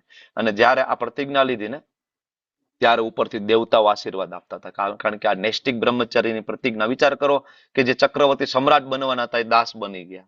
દેવતાઓ ખૂબ ખુશ થયા ને એ જયારે પ્રતિજ્ઞા લીધી ને ત્યારે શાંતનુ રાજા ત્યાં પહોંચી ગયા. શાંતનુ રાજા ખૂબ દુઃખી થયા કે મારા કારણે મારા દીકરાને આટલું બધું ભોગવવું પડશે. ત્યારે શાંતનુ રાજાએ એના આખી જિંદગીના તપના બળે એને વરદાન આપ્યું દેવવ્રતને. બરાબર, કે તમને ઈચ્છા મૃત્યુનું વરદાન પ્રાપ્ત થશે, તમે જેવી રીતના ચાહશો એ પ્રમાણે મૃત્યુ થશે, ઈચ્છા મૃત્યુ. બરાબર. અને એ દિવસથી દેવવ્રતનું નામ પડ્યું ભીષ્મ. બરાબર. તો આ શાંતનુ અને ગંગા પુત્ર ભીષ્મ અને સત્યવતી અને પરાશર પુત્ર ભગવાન વેદવ્યાસ. હવે શાંતનુ સત્યવતીના લગ્ન થઈ ગયા અને લગ્નથી એને બે પુત્ર થયા. એકનું નામ છે ચિત્રાંગદ અને એકનું નામ છે વિચિત્રવીર્ય. હવે ચિત્રાંગદ છે એનું એટલું હેલ્થ સારું નહોતું, તો થોડાક ટાઈમમાં એનું મૃત્યુ થઈ ગયું. હવે વિચિત્રવીર્ય વધ્યા, પણ એ પણ નિસ્તેજ અને હંમેશા બીમાર રહેતા હતા. તો ફરીથી માતા સત્યવતીને જ ચિંતા, બરાબર, કે આગળ વંશ વારસો કેમ થાય, આમના લગ્ન તો થયા નથી અને આનું હેલ્થ પણ સારું નથી રહેતું. બરાબર. અને ભીષ્મજીએ પ્રતિજ્ઞા લીધી કે લગ્ન તો કરશે નહીં, તો હસ્તિનાપુરની ગાદીનું શું થાય. બરાબર. એટલે સત્યવતીજીએ બરાબર ઓર્ડર આપ્યો કોને? ભીષ્મદેવને, કે ભાઈ આમનું લગ્ન માટેની કઈક વ્યવસ્થા કરો. ત્યારે ભીષ્મદેવે કાશી ઉપર ચડાઈ કરી, આજનું કાશી. બરાબર. કારણ કે કાશ્ય નરેશ છે એમની 3 પુત્રી અંબા, અંબિલિકા, બરાબર, અંબાલિકા અને અંબિકા, એના સ્વયંવર યોજવાના હતા. અને ભીષ્મદેવ ત્યાં ગયા અને બધા રાજાઓને પરાસ્ત કરીને આ 3 બરાબર છોકરીઓને જીતી લઈ આવ્યા ભીષ્મદેવ. હવે 3 છોકરીઓને જીતી લાવ્યા કોના માટે? તો કે વિચિત્રવીર્ય માટે. એમાં અંબિકા અને અંબાલિકા બે તો માની ગયા વિચિત્રવીર્ય લગ્ન કરવા માટે. બરાબર. અંબિકા અને અંબાલિકા, પણ અંબા ન માન્યા. અંબાએ કીધું કે ભાઈ તમે મને જીતીને લાવ્યા છો તો લગ્ન મારે તમારી હારે કરવાના થાય ને, હું શું કામ વિચિત્ર વીર હારે લગ્ન કરું, તમે મારી સાથે લગ્ન કરો. ભીષ્મદેવ કે ભાઈ મેં તો નૈષ્ટિક બ્રહ્મચર્યનું વ્રત લીધું છે, એ ઇમ્પોસિબલ છે, હું લગ્ન ના કરી શકું. બરાબર, તો કે હું તમારા ગુરુ પાસે જઈશ. ભીષ્મદેવના ગુરુ કોણ? ભગવાન પરશુરામ. ભગવાન પરશુરામ પાસે ગયા અને ત્યાં કમ્પ્લેન કરી કે ભાઈ તમારા શિષ્યએ આવું કર્યું. ભગવાન પરશુરામ ક્રોધિત થઈ ગયા અને ભીષ્મદેવ અને ભગવાન પરશુરામનું યુદ્ધ થયું. ગુરુ અને શિષ્યનું ઘમાસાણ યુદ્ધ થાય છે અને શિવજી ત્યાં મધ્યસ્થી બને છે અને અંબા છે તપશ્ચર્યા કરવા બેસી જાય છે કે નહીં બદલો તો લઈશ જ, કારણ કે અંબા છે ને એકચ્યુઅલી સાલ્વ નરેશને પ્રેમ કરતા હતા. બરાબર, તો જયારે ભીષ્મદેવ એને લઈને આવ્યા ને પછી ભીષ્મદેવ એમને છોડી દીધા, ભાઈ વાંધો નહીં, તમારા લગ્ન ના કરો તમે જતા રહ્યો, અંબાને કીધું. તો અંબા ગયા સાલ્વ નરેશ પાસે, તો સાલ્વ નરેશ એને તર છોડી દીધા કે ભાઈ તું જીતાઈ ગયો છો બીજાથી, હું તારી સાથે લગ્ન ના કરું. એટલે બહુ બરાબર, પછી બેસી ગયા તપશ્ચર્યા કરવા માટે. શિવજી પ્રગટ થયા, શિવજી એને વરદાન આપ્યું કે આ ભીષ્મ નું ભલે ઈચ્છા મૃત્યુનું વરદાન રહ્યું પણ મૃત્યુનું કારણ તું બનીશ. બરાબર, તો એ જ અંબા છે એ મહાભારતના યુદ્ધની અંદર શિખંડીની બનીને આવ્યા, દ્રુપદ રાજાની પુત્રી. બરાબર, તો આ રીતના આગળ વધ્યો. વિચિત્ર વીર્યના લગ્ન થયા અંબિકા અને અંબાલિકા સાથે, પણ કોઈ સંતાન થાય એની પેલા વિચિત્ર વીર્ય મૃત્યુ પામ્યા. ફરીથી જ પ્રશ્ન આવ્યો કે ભાઈ ગાદી ઉપર કોણ બેસે, સંતાન તો કોઈ છે નહીં. એટલે સત્યવતી માતાને એનો પેલો પુત્ર યાદ આવ્યો. કોણ? ભગવાન વેદવ્યાસજી, કારણ કે વેદવ્યાસજી સાયન્ટિસ્ટ. બરાબર, જેમ અત્યારે આઈયુઆઈ, આઈવીએફ, બરાબર, આ બધી અત્યારે ટ્રીટમેન્ટ ચાલે છે. બરાબર, કે જેમાં સ્પર્મ અને ઓવમ, બરાબર, ઇવન બરાબર કે સજાતીય સંબંધ બાંધ્યા વગર પણ કન્સીવ થઈ જાય, ગર્ભ રહી શકે, જરૂર નથી તમે આઈયુઆઈ કરાવો તો સંબંધ બાંધ્યા વગર ગર્ભ રહી શકે, ખાલી સિમન લઈને. તો એવી રીતે આ બધી ટેકનિક વેદવ્યાસજી જાણતા હતા, એક્સપર્ટ હતા એની અંદર. વેદવ્યાસજીને બોલાવ્યા અને સત્યવતી માતાએ કીધું કે ભાઈ આ બે જે વહુ છે અંબિકા અને અંબાલિકા, આમને કંઈક સંતાન થાય એ તમે કંઈક કરો. બરાબર, તો વેદવ્યાસજીએ કીધું કે ભાઈ હજી તો હું આવ્યો છું તપ કરીને અને મને થોડો સમય આપો, મને જોઈને જ આ લોકો ડરી જશે. પણ જે સત્યવતી માતા માન્યા નહીં અને અંબિકાને મોકલ્યા. અંબિકા વેદવ્યાસજીને જોયું ને ત્યાં જ આંખ બંધ કરી દીધી. બરાબર, સ્વરૂપ ત્યારે વેદવ્યાસજીનું મોટી મોટી દાઢી ને ગોરી ટાઈપનું, તો ડરી ગયા, તો આંખ બંધ કરી દીધી. એટલે વેદવ્યાસજી અને અંબિકાના તપના બળે જે પુત્ર પ્રાપ્ત થયું એનું નામ ધૃતરાષ્ટ્ર, એટલે એ આંધળા આવ્યા. બરાબર, તો આંધળા આવ્યા પછી વેદવ્યાસજીએ કીધું સત્યવતીને ભાઈ તમારી વહુ આવીને આંખ બંધ કરી દીધી એટલે બાળક આવશે, આંધળું આવશે. પછી અંબાલિકાને મોકલવામાં આવી. અંબાલિકા ગયા વેદવ્યાસજી પાસે. બરાબર, અને એ બંનેના યોગ બળે જે પુત્ર આવ્યો એનું નામ પાંડુ. પણ એકચ્યુઅલી એ જોઈને કંપકમી ગયા, વેદવ્યાસજીને જોઈને શરીર એક ફીક્કું પડી ગયું. તો એ જે છોકરો આવ્યો એનું નામ પાંડુ, એટલે એ પણ નાનપણથી બીમાર, પાંડુ રાજા. બરાબર, પછી સત્યવતીને થયું ભાઈ બીજી વાર જાવ. બરાબર, કારણ કે આ બે છોકરા બીમાર આવશે, તમે બીજી વાર જાઓ. તો અંબા અને બરાબર અંબાલિકા બે ના ગયા, એને એક દાસીને મોકલી દીધી, હવે અમે જાસુ જ નહીં, દાસીને મોકલી દીધી. દાસી ગયા અને જેવા વેદવ્યાસજી આંખ ખોલી તો એ આંખના તપના બળે જ ગર્ભ રહી ગયો. બરાબર, તો એ દાસી પુત્ર વિદુરજી. તો આવી રીતના વિદુર, પાંડુ અને ધૃતરાષ્ટ્ર પ્રગટ થયા આવી રીતના. બરાબર, અને પછી આપણે ખબર છે પાંડુ રાજાના લગ્ન થયા કુંતી મહારાણી સાથે, માદ્રી મહારાણી સાથે. બરાબર, ને પાંડુ રાજા અને કુંતી, બરાબર, એમના પુત્ર યુધિષ્ઠિર, ભીમ અને અર્જુન, પાંડુ રાજા અને માદ્રી, એમના પુત્ર નકુલ અને સહદેવ. આ કોઈ સામાન્ય આ પાંચ છે નહીં, તમને બધાને ખ્યાલ હશે. યુધિષ્ઠિર એટલે યમરાજનો અંશ છે, ભીમસેનજી એટલે બરાબર વાયુપુત્ર છે, અર્જુનજી એટલે ઇન્દ્રનો અંશ છે, અને નકુલ અને સહદેવ છે અશ્વિની કુમારોના અંશ છે. મતલબ આ બધા દેવતાઓ છે, આ કોઈ સામાન્ય નથી. આ પાંચે પાંચ ભગવાનની યોજનામાં આવ્યા છે સહયોગ કરવા માટે લીલામાં. ધૃતરાષ્ટ્રના લગ્ન થયા ગાંધારી સાથે, તમને ખ્યાલ છે ગાંધાર નરેશ, એમના ભાઈનું નામ શકુની, વેલ નોન વ્યક્તિ. બરાબર, અને પછી એમનાથી 100 પુત્રો થયા અને એક પુત્રી થઈ. બરાબર, તો આ રીતના ધૃતરાષ્ટ્રનો વંશ વારસો પાંડુ. પછી યુધિષ્ઠિર મહારાજ ને 5 પાંડવોના લગ્ન દ્રૌપદી મહારાણી સાથે થયા, તમને ખ્યાલ છે એક ઇન્સિડન્સ બન્યો વનવાસ દરમિયાન દ્રૌપદી મહારાણી સાથે, ને પછી એમના પણ 5 પુત્રો થયા. અને અર્જુનના લગ્ન થયા ભગવાનની બેન, કોણ? સુભદ્રાજી, સુભદ્રા મહારાણી સાથે, એમની સાથે લગ્ન થયા અને એ બેનો પુત્ર થયો અભિમન્યુ. અને અભિમન્યુના પછી લગ્ન થયા ઉત્તરા મહારાણી સાથે, અને અભિમન્યુ અને ઉત્તરાના પુત્ર તરીકે પરીક્ષિત રાજા પ્રગટ થાય, જેનાથી આપણને શ્રીમદ ભાગવતમ પ્રાપ્ત થયું. અને પરીક્ષિત મહારાજના પુત્ર જન્મેજય, બરાબર, જેના આ પૃથ્વી ઉપરથી બધા નાગ, બરાબર, ને હોમી દીધા યજ્ઞમાં, એટલા બધા ક્રોધિત થઈ ગયા હતા. બરાબર, તો આ રીતના આખો કુરુ વંશ ચાલ્યો. આમાં એક કેરેક્ટર ભૂલાઈ ગયું, કયું? કુંતી મહારાણી વાળું. કુંતી મહારાણીના લગ્ન પાંડુ મહારાજ સાથે થયા, એની પેલા જયારે કુંતી મહારાણી નાના હતા ને ત્યારે દુર્વાસા મુનિની ખૂબ તપશ્ચર્યા કરી હતી. તો દુર્વાસા મુનિએ એને એક વરદાન આપ્યું હતું કે તમે જ્યારે પણ ઈચ્છા કરશો ને જે પણ દેવતાઓને બોલાવશે દેવતા પ્રગટ થશે અને એનો અંશ તમને આપશે. બરાબર. કુંતી મહારાણી નાના હતા. બરાબર. એને ખબર નહોતી કે આવું થોડું હોય એમ. બરાબર. એક દિવસ સવારમાં સૂર્યનારાયણ ભગવાનની પૂજા કરતા હતા તો પ્રાર્થના થઈ ગઈ. તો ભગવાન સૂર્ય પ્રગટ થઈ ગયા ને એનો અંશ આપી દીધો. એનું નામ શું? કર્ણ. પણ હજી તો કુમારી હતા, નાના હતા. તો પછી સમાજમાં કેવું શું કે આ બાળક ક્યાંથી આવ્યું? એટલે આમને પાણીમાં વહાવી દીધા. આ કર્ણ એ બીજું કોઈ નહીં. બરાબર. આ અસુર હતો પૂર્વજન્મનો. બરાબર. એમાં સૂર્યદેવ અને રાક્ષસ સહસ્ત્રવીર. બરાબર. એના કહેવાય સહસ્ત્ર હસ્ત કે સહસ્ત્રવીર. બરાબર. એના મતલબ 1000 હાથ હતા અને એના માટે જ ભગવાન નરનારાયણ પણ પ્રગટ થયા હતા એના હાથ કાપવા માટે. બરાબર. છેલ્લા 2 હાથ વધ્યા ને ત્યારે સૂર્યદેવની પાછળ છુપાઈ ગયા હતા. બરાબર. એટલે એ પાછો કર્ણ એટલા માટે જ આવ્યો હતો કે એના 2 હાથ બાકી જાય ભગવાન કાપી નાખવાના મતલબ મારી નાખવાના હતા એને છેલ્લે. એટલે કર્ણ બરાબર ત્યાં પ્રગટ થયો અસુર તરીકે. બરાબર. તો આવી રીતના આખો વંશ વારસો ચાલ્યો. હવે આપણે પેલા શ્લોક તરફ આગળ વધીએ. ધર્મ ક્ષેત્રે કુરુક્ષેત્રે સમવેતાયુષ મામકા પાંડવાશ્ચૈવ કિમ કુર્વત સંજય. પેલો શ્લોક ખૂબ ઇમ્પોર્ટન્ટ છે અને યાદ રાખવો જોઈએ. હવે આમ જોઈએ તો આપને પ્રશ્ન થાય કે ભાઈ ભગવદ્ ગીતાની શરૂઆત છે ધૃતરાષ્ટ્ર કેવી રીતના થઈ? ભગવાને કેમ પેલો શ્લોક નથી બોલ્યો? આટલો પવિત્ર ગ્રંથ, વેદો ઉપનિષદોનો સાર, અલ્ટિમેટ ભગવદ્ ગીતા એક પુસ્તક એવું છે જેના બળે તમે ભગવદ્ધામ જઈ શકો. તમને બીજું કાંઈ વાંચતા ના આવડતું હોય, વેદો ઉપનિષદો પુરાણો વેદાંત સૂત્ર, ખાલી ભગવદ્ ગીતા કોઈ બરાબર જો સમજી જાય, શીલ પ્રભુપાદજી જેવા આચાર્ય ના શ્રી ચરણમાં બેસીને, તો એ વ્યક્તિ ભગવદ્ધામ જઈ જાય, મુક્તિ પ્રાપ્ત થઈ જાય. પ્રશ્ન થાય ને કે ધૃતરાષ્ટ્ર કેમ બોલ્યો હશે? કારણ કે ધૃતરાષ્ટ્ર એનું નામ શું છે? ધૃત રાષ્ટ્ર. ધ્રુત એટલે કસીને પકડવું છે ને રાષ્ટ્રને.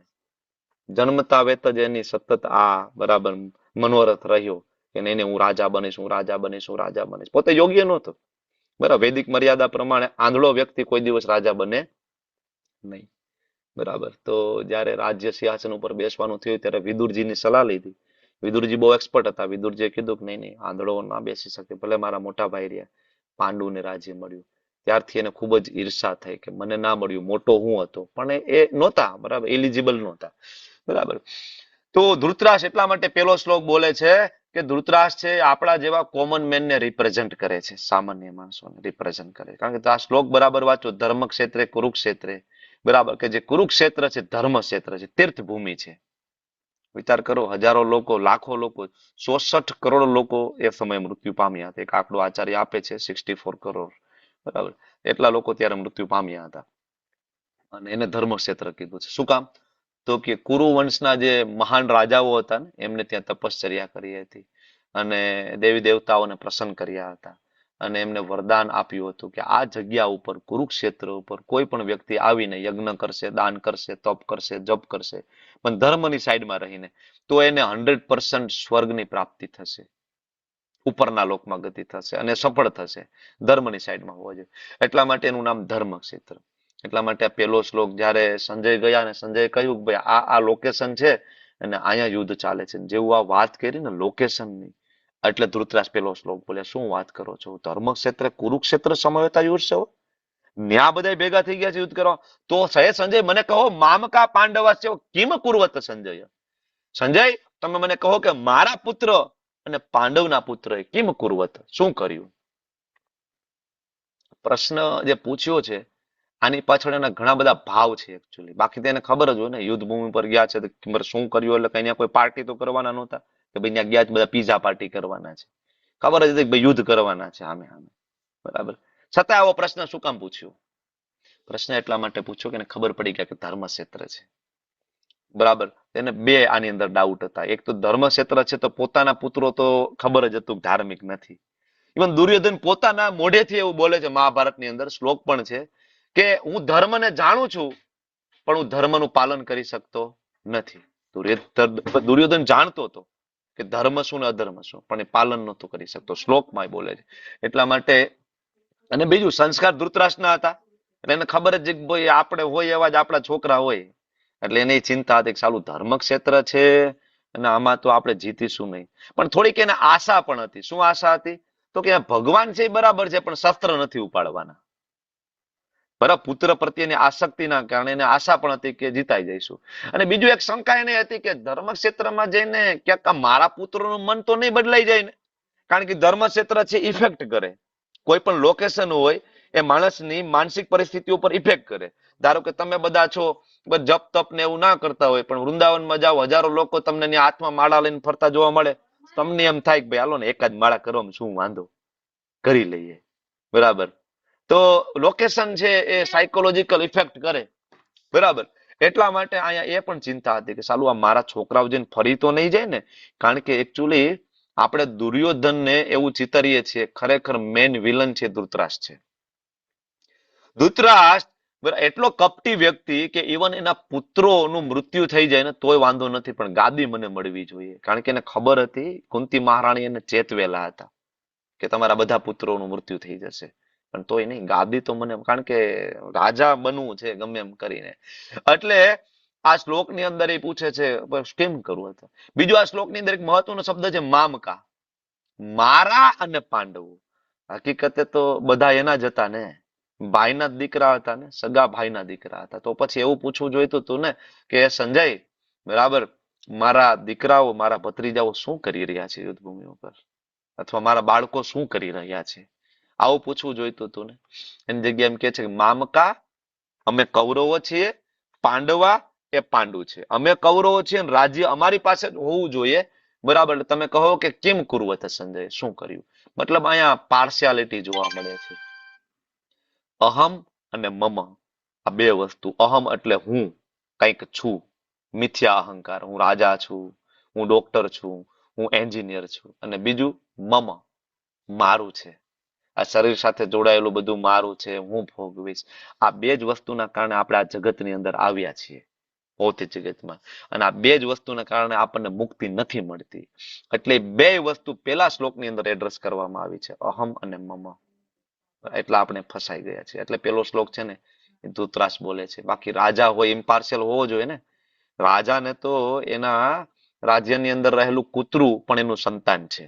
પેલાના રાજા એટલા બધા બરાબર ધાર્મિક હતા કે ઇવન એના બરાબર ગાય હોય તો એનું સંતાન છે. આપણે જોઈએ છે ને પરીક્ષિત મહારાજ ભાગવતમની અંદર ગાયનો બરાબર કોઈ પગ કાપતું હતું તો તરત ગયા હતા ને. બરાબર, તો ધર્મ ક્ષેત્રે કુરુક્ષેત્રે સમવેતા યુષ્ય મામકા પાંડવા છે, કિમ કુરુવત સંજય, શું કર્યું.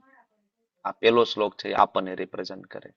બરાબર, હવે ગમે એટલું કદાચ તમે આમાં આકલન કરી નાખો, પણ જે પક્ષમાં ભગવાન હોય એમાં તમારું કોઈ પોલિટિકલ નેચર તમારો ચાલે નહીં. તમે ગમે એટલા નિપુણ હોય, ધૃતરાષ્ટ્ર ગમે એટલો નિપુણ હોય, દુર્યોધન ગમે એટલો એક્સપર્ટ હોય, કોઈ મતલબ નથી, કારણ કે સામે સાક્ષાત ભગવાન છે. એટલે હવે સંજય બોલી રહ્યા છે. સંજય શું કહે છે બીજા શ્લોકમાં, દ્રષ્ટવા તુ પાંડવાનેકમ વ્યુઢમ દુર્યોધન તદા આચાર્યમ ઉપસંગમ્ય રાજા વચનમ બ્રવીત. એકચ્યુઅલી સંજય અહીંયા રાજા સંબોધન કરે છે કે હે રાજા. એકચ્યુઅલી ધૃતરાષ્ટ્ર પણ કાર્યકારી રાજા જ હતો, બરાબર, એ કોઈ પરમેનન્ટ રાજા નહોતો. બરાબર, સંજય કહે છે રાજા પાંડુ પુત્રોની સેનાઓની વ્યૂહરચનામાં ગોઠવાયેલી જોઈ દુર્યોધન છે પોતાના ગુરુ પાસે ગયા અને આ વચનો કહેવા માંડે. એકચ્યુઅલી ધૃતરાષ્ટ્ર ને દુર્યોધન ને દુશાસન ને એવું હતું કે સામે પક્ષમાં સત્તાધારી પાર્ટી અમે છીએ અને સામે પક્ષમાં કોઈ આવવાનું છે નહીં. સત્તાધારીઓ એને જ બધા સપોર્ટ કરવાના હોય ને તો સ્વાભાવિક વસ્તુ છે. તો સત્તા ઉપર તો યુધિષ્ઠિર હતા ને, એની પાસે રાજ્ય નહોતું, તો બીજા રાજા એને કોઈ સપોર્ટ નહીં કરે, તો પાંચ પાંડવો એકલા આવીને કદાચ બે ચાર બીજા રાજા હોય એની સાથે, તો દુર્યોધન ધૃતરાષ્ટ્રને એવું હતું કે આ બધાનું આવે શું, સવારમાં નીકળશું, બપોર 5 મારી નાખશું અને બપોરનું લંચ પાછું હસ્તિનાપુરમાં લઈશું. આવા પ્લાનથી તો આ લોકો ગયા હતા.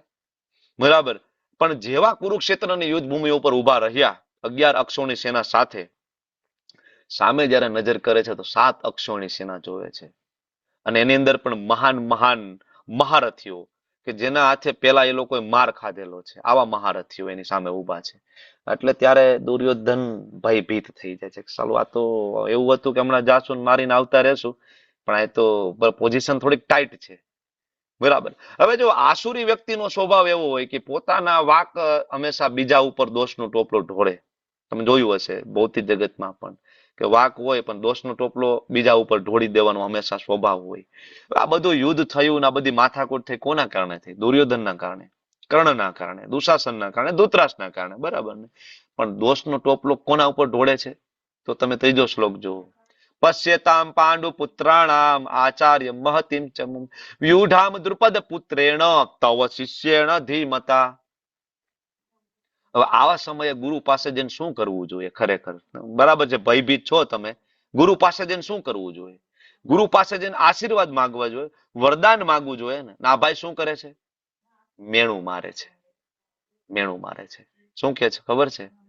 તમારો શિષ્ય દ્રુપદ પુત્રેણ, આ શબ્દ વાપર્યો છે દ્રુપદ પુત્રેણ. દ્રુપદ પુત્રેણ એટલે દ્રુપદના પુત્ર ધુષ્ટધુમ.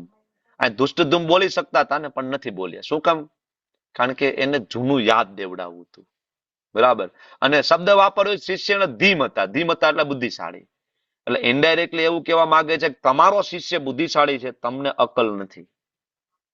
કોણ કે છે? દુર્યોધન એના ગુરુને આવી વાત કરે છે આ સમયે. તો વિચાર કરો કે જે વ્યક્તિ બરાબર કોઈ કાર્યની શરૂઆત ગુરુની અવમાનનાથી કરતો હોય, બરાબર, તો એનું પતન નિશ્ચિત છે. બરાબર. ગુરુને આદર કોઈ વ્યક્તિ ના આપતો હોય તો એને મુક્તિ મળવી શક્ય નથી, પતન નિશ્ચિત છે. આ શ્લોકમાંથી આપણે એ પણ પ્રેક્ટિકલી શીખવાનું છે કે ગુરુનું કેટલું માન હોવું જોઈએ. મેણું મારે. શું મેણું મારે? દ્રુપદ પુત્રેણ. એકચ્યુઅલી આ કથા આપણે લેવલ 1 માં પણ ભણ્યા છે, તમને ખ્યાલ છે. બરાબર. દ્રુપદ પુત્રને એટલા માટે કીધું ગુરુ દ્રોણને, બરાબર, કે દ્રોણ અને દ્રુપદ એ બે ગુરુકુળમાં સાથે ભણતા હતા. એક સમયે દ્રુપદ ના જીવ ઉપર આવી બનેલું ત્યારે ગુરુ દ્રોણે એને હેલ્પ કરેલી. ત્યારે દ્રુપદે કીધું હતું કે દ્રોણ ચિંતા નહીં કરતો, બરાબર, ભવિષ્યમાં ક્યારે તારે મુશ્કેલી પડે તો હું બેઠો છું, બરાબર, હું તારી હેલ્પ કરીશ, હું તને અડધું રાજ્ય આપી દઈશ. ત્યાં સુધીનું પ્રોમિસ કર્યું. બરાબર. એવી રીતના એજ્યુકેશન પૂરું થયું અને દ્રુપદ ને દ્રોણ બે ગુરુકુળમાંથી બહાર નીકળીને દ્રુપદ તો રાજા બની ગયા, ગુરુ દ્રોણ તો બ્રાહ્મણ હતા. એ સમયના બ્રાહ્મણો સંતુષ્ટ હતા. કોઈ ધન સંપત્તિ એકઠી કરવાનો મોહ નહોતો. વેદો ઉપનિષદોનું પઠન પાઠન કરવું, ભગવાનની ભક્તિનો પ્રચાર કરવો, આ એકમાત્ર ગોલ હતો બ્રાહ્મણોનો. બરાબર. પણ થયું એવું કે એમના પુત્ર અશ્વત્થામા, કોના પુત્ર? ગુરુ દ્રોણના. ગુરુ દ્રોણ અને કૃપી એના પુત્ર અશ્વત્થામા, તો એમને પીવા માટે દૂધ પણ નહોતું. હાલત એટલી કફોળી થઈ ગઈ. અને ત્યારે એમને થયું ગુરુ દ્રોણને કે ભાઈ ચાલો, મારો જે જૂનો મિત્ર હતો ને દ્રુપદ, એને મને કીધું હતું કે ભાઈ અડધું રાજ્ય આપી દેશે. અડધું રાજ્ય ના આપે તો કઈ નહીં, 4-5 ગાયું તો આપશે ને. બરાબર. ગાયું આપે તો બરાબર યજ્ઞ માટે દૂધ, ઘી અને બાળક માટે દૂધ ને મળી જાય. એમ કરીને ગયા દ્રુપદ પાસે. બરાબર. તો ફટેહાલ બ્રાહ્મણ હતા બિચારા, કઈ હતું નહીં. ગુરુ દ્રોણ પાસે ગયા. બરાબર. અને અંદર એન્ટ્રી તો મળી ગઈ. દ્રુપદ ને જઈને કીધું, મિત્ર તું મને ઓળખે છો? મારું નામ દ્રોણ, આપણે બે ગુરુકુળમાં સાથે હતા. બરાબર. હું તારી પાસે યાચના કરવા માટે આવ્યો છું. આપણે બે મિત્ર છીએ, તને યાદ છે? ત્યારે દ્રુપદ કહે છે, કેવી મિત્રતા? કોની મિત્રતાની વાત કરે છે તું? આપણે બેનું તે લેવલ જોયું છે? હું રાજા છું, તું એક નિર્ધન બ્રાહ્મણ છો, અને તું એમ કહેશ કે આપણી બેની મિત્રતા? અરે મિત્રતા તો સમાન લેવલમાં થાય, સમાન સ્ટેટસમાં થાય. ત્યારે ગુરુ દ્રોણને એમ થાય છે કે ચાલો આ મિત્ર અભિમાની થઈ ગયો, ઘમંડી થઈ ગયો, અને આ મુજબ તેનું પતન થઈ જશે.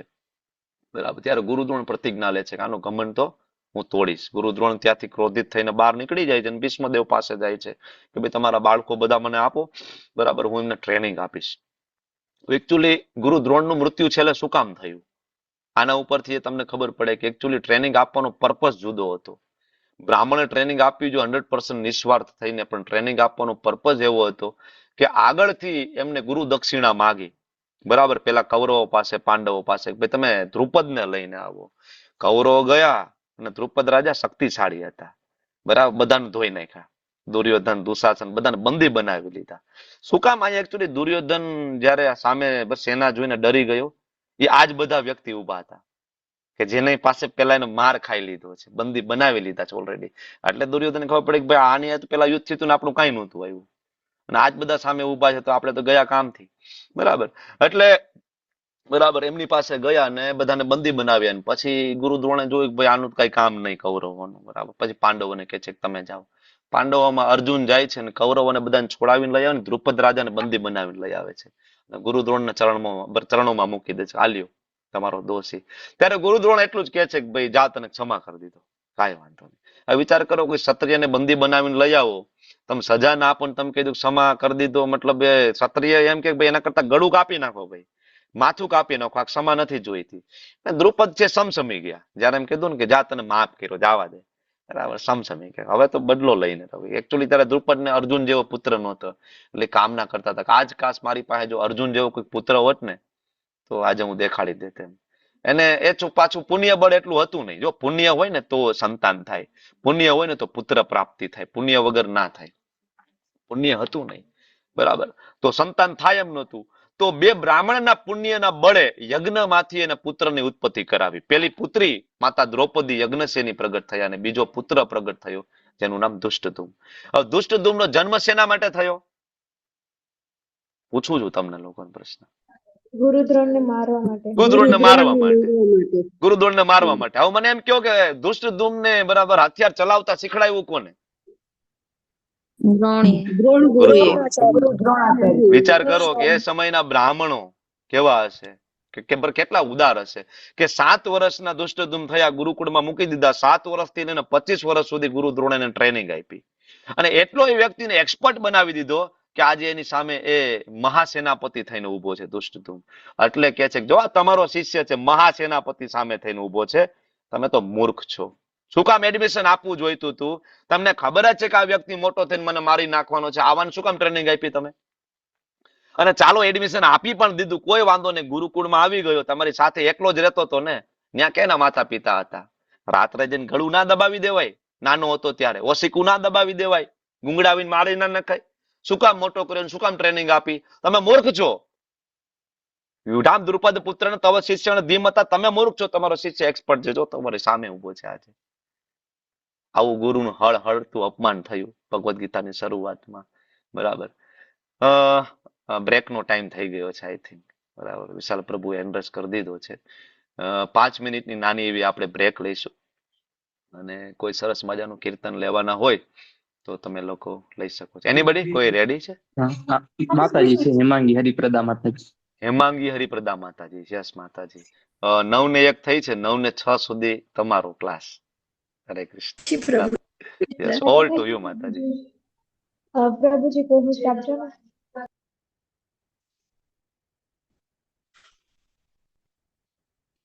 श्री गोविंदास कविराज द्वारा लिखित। भज हो रे मने श्री नंद नंदन, अभय चरणा रे विंदे रे। भज हो रे मने श्री नंद नंदन, अभय चरणा रे विंदे रे। दुर्लभ जन्म सत्य संगे, दुर्लभ जन्म सत्य संगे, तरहु ये भाव सिंधु रे।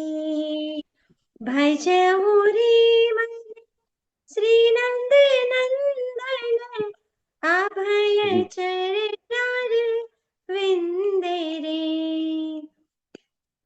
सीत आतप वात वरी सणे, सीत आतप वात वरी सणे, ए दिन जामिनी जागी रे। ए दिन जामिनी जागी रे। विफल सेविना कृपण दुर्जन, विफल सेविनो कृपण दुर्जन, चपल सुख लाभ लागी रे। भज हो रे मन श्री नंद नंदन, अभय चरणा रे विंदे रे। ए धन यावन पुत्र परिजन, ए धन यावन पुत्र परिजन, इथे किया छे परे तीरे। इथे किया छे परे तीरे। कमल दल जीवन टलमल, कमल दल जीवन टलमल, भजहु हरि पद नीति रे। भजहु रे मने શ્રીનંદ નંદન અભય ચરણારે વિંદ રે શ્રવણ કીર્તન સ્મરણ વંદન સ્મરણ કીર્તન સ્મરણ વંદન પાદ સેવન દાસ્ય રે પાદ સેવન દાસ્ય રે પૂજન સખી જન આત્મનિવેદન પૂજન સખી જન આત્મનિવેદન ગોવિંદ દાસ અભિલાષ રે દાસ અભિલાષ રે ભજ હો રે મન શ્રીનંદ નંદન અભય ચરણારે વિંદ રે અભય ચરણારે વિંદ રે હરે કૃષ્ણ કૃષ્ણ કૃષ્ણ હરે હરે હરે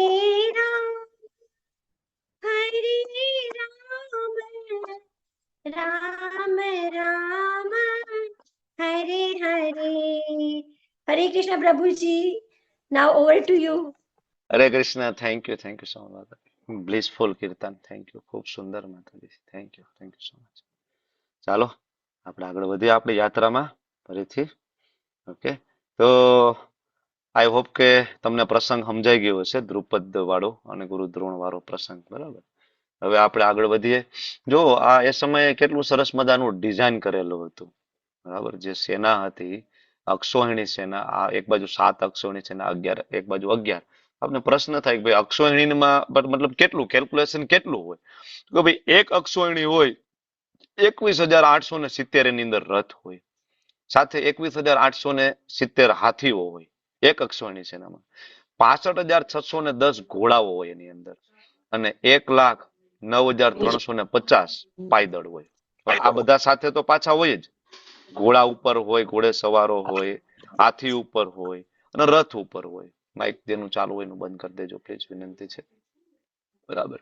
તો એક અક્ષોહિણી સેના એટલે આટલો આંકડો થાય. આની સાથે પણ રથની આજુબાજુના બીજા લોકો હોય તો જુદા, રથને પ્રોટેક્ટ કરવા માટે એ પણ હોય, હાથીઓને પ્રોટેક્ટ કરવા માટે હોય એ બધા જુદા. બરાબર. તો એક અક્ષોહિણી સેના એવી એક બાજુ 7 અને એક બાજુ 11 અક્ષોહિણી સેના. પાંડવો બાજુ હંમેશા મહાસેનાપતિ તરીકે ધૃષ્ટદ્યુમ્ન રહ્યા, અને સામેની બાજુએ બદલ્યા. પેલા ભીષ્મ આવ્યા, પછી ગુરુ દ્રોણ આવ્યા. ભીષ્મ જેવા ધરાશાયી થઈ ગયા, પછી ગુરુ દ્રોણ આવ્યા. અને ગુરુ દ્રોણ બરાબર જેવી રીતના મૃત્યુ થયું, પછી આવ્યો કર્ણ, અને પછી સલી, અને છેલ્લે દુર્યોધન. દુર્યોધનનો વધ થયો, મહાભારત ત્યાં પૂરું થઈ ગયું. બરાબર. તો આવી રીતના એક બાજુ પાંડવો, એક બાજુ કૌરવો, 7 અક્ષોહિણી સેના, 11 અક્ષોહિણી સેના. એમાં ઘણા બધા મહારથીઓ, રથીઓ, અર્ધરથીઓ. ચલો વ્યાખ્યા આ જે લીધો છે, સંદર્ભ એ લીધો છે મહાભારતમાંથી, આજે કેલ્ક્યુલેશન ને બધું તમને સમજાવવા માટે. બરાબર. તો કોને કહેવાય મહારથી?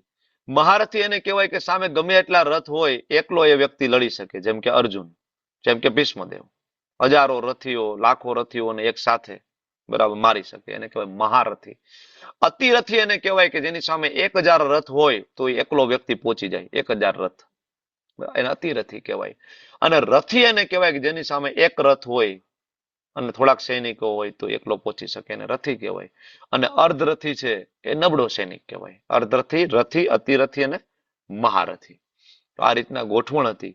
અને તમને એ જોઈને બરાબર આશ્ચર્ય થશે કે એ સમયનું ડિઝાઇન કેટલું સરસ હતું. આ એક અક્ષોણી સેનાનું ડિઝાઇન છે. આ છે એક અક્ષોણી સેનાની અંદર બરાબર તમે જુઓ તો કેવી રીતના એને ડિઝાઇન કર્યું છે. આના પણ એને ભાગ પાડેલા છે. બરાબર. એક અક્ષોણી સેનામાં ધારો કે 21,870 હાથીઓ હોય તો એના પાછા 10 ભાગ પાડી દે, 10 ભાગ પર 10 એની નાની નાની ટુકડીઓ પાડી દે. બરાબર. 2187 રથ હોય, 2187 હાથી હોય, 10 ટુકડા. અને એ 10 ટુકડા હોય ને એનો પણ એક સેનાપતિ હોય, એને કહેવાય અનિકાધિપતિ. અને એને પાછા ડિવાઈડ કરવામાં આવે, એને સેનાપતિ. આવી રીતના એક નાનામાં નાના યુનિટ સુધી એને ડિવાઈડ કરવામાં આવે. કે છેલ્લે એક રથ એક હાથી 3 સૈનિક ને 3 પાયદળ, અને એનો જે સેનાપતિ એને પાથીપાલ કહેવાય. આ એટલા માટે ડિઝાઇન કરવામાં આવ્યું હતું કે આગળ જે મહાસેનાપતિ જે હોય દુષ્ટધુમ સૌથી આગળ હોય. હવે ત્યારે કોઈ ઓર્ડર આપે તો લાખોની સંખ્યામાં આ સેના હોય, કરોડોની સંખ્યામાં સેના હોય, બરાબર. તો કેવી રીતના એ બરાબર ઓર્ડર પાછળ પહોંચે અહીંથી હોય. એ સમયે કઈ બ્લુટૂથ તો હતું નહીં, કે વોકી ટોકી નહોતા, બે બ્લુટૂથ બધાને કાનમાં પહેરી લ્યો, ઓર્ડર આપે તો બધાને સંભળાય છે કે હાલો ભાઈ આ વ્યૂ કરવાનો છે ને આ વ્યૂ કરવાનો છે. પણ એના કરતા પણ એક સારી ટેકનોલોજી એ સમય હતી, બરાબર, કે એની પાછળ જ જેવી રીતના મહાસેનાપતિ હોય એની પાછળ જ અનેકાધિપતિ હોય. અહીંથી જેવું બોલે ને એટલે ઓલા લોકો એને ફોલો કરે, એની નીચેના એને ફોલો કરે, એની નીચેના એના ફોલો કરે, બરાબર. તો આખી સેના છે આ પ્રમાણે ચાલતી, બરાબર. તો આ રીતના આખું કેલ્ક્યુલેશન છે મહાભારતની અંદર આપવામાં આવ્યું છે. હવે જ્યારે દુર્યોધન ખૂબ ડરી ગયા અને ઇન્સલ્ટ કર્યું, એને કોનું ઇન્સલ્ટ કર્યું? એના ગુરુનું ઇન્સલ્ટ કર્યા પછી હવે સામા પક્ષના મહારથીઓ જે છે 4 થી લઈને 6 શ્લોકમાં એ સામા પક્ષના બધા મહારથીઓનું નામ લે છે, નામ લે. આમાં તમે માર્ક કર્યું કે કર્ણ જે છે ને એ ભીષ્મદેવ ધરાશયી થયા ને પછી જ આવ્યો, કારણ કે ભીષ્મદેવ ને કર્ણને બિલકુલ બનતું નહોતું. એટલે કોઈ એમ કે કર્ણ છે એની મિત્રતા દુર્યોધન પ્રત્યેની, એ મિત્ર નહોતો, એ અસુર હતો. મિત્ર હોત તો પોતાનો અહંકાર ઈગો છોડીને પહેલા દિવસથી યુદ્ધભૂમિ ઉપર રહેતો દુર્યોધન સાથે, પણ એ આવ્યો નહોતો. એનો અહમ એટલો, ઈગો એટલો હતો કે મિત્રનું મૃત્યુ થઈ જાય તો ભલે મૃત્યુ થતું, બાકી હું ભીષ્મદેવ હોય તો હું ના આવું. આની કેવી મિત્રતા કહેવાય? એટલે ઘણા બધા એક્ઝામ્પલ આપતા હોય, કર્ણ તો દાનવીર હતો, કર્ણ તો બહુ સારો મિત્ર હતો, નહીં એક અસુર હતો, બરાબર. નાનપણથી જ અહંકારી, જેનામાં જે લાયકાત નહોતી એ વસ્તુ મેળવવાની ઈચ્છાઓ સાથેનો વ્યક્તિ હતો. આ શ્લોકમાં આપણે આગળ વધીએ તો હવે જ્યારે દુર્યોધન સામેના જે મહારથીઓના નામ લે છે, એમાં નામ લે છે સૌથી પહેલા ભીમ અને અર્જુનનું. અત્ર સુરા મહેશ્વાસા ભીમા અર્જુન સમાયુધિ. પછી યુધાન, વિરાટસ, દ્રુપદ અને મહારથ, કારણ કે આ બધા એના હાથનો માર ખાધો છે એટલે પેલા એના નામ લે છે. તમે જોયું કે સૌથી પહેલું નામ કોનું લીધું? ભીમનું. અર્જુનનું પેલા નામ ના લીધું. તમને શું લાગે કે આ સિક્વન્સ જે આપ્યો છે કે એમનેમ નથી આપ્યો? આની પાછળ આખા રાજ છુપાયેલા છે. તમને ખબર ભીમનું શું કામ નામ લીધું? કોઈનું નામ ના લીધું, અર્જુનનું નામ ના લીધું? અરે બરાબર, મહાધનુર્ધારી તો અર્જુન છે જેની પાસે પશુપતાસ્ત્ર છે, ભગવાન શિવજીનું, પણ એનું નામ ના લીધું. નામ ભીમનું લીધું. ડોક્ટર ભદ્રેશ પ્રભુ શું કહેવાનું થાય? ભીમનું શું કામ નામ લીધું હશે ભાઈ આ દુર્યોધને? ભદ્રેશ પ્રભુ બોલો. ભીમે કસમ ખાધી હતી. ને ડોક્ટર ભદ્રેશ પ્રભુ બોલશે. હરે કૃષ્ણ. તમે થોડું હેન્ડરસ કરો.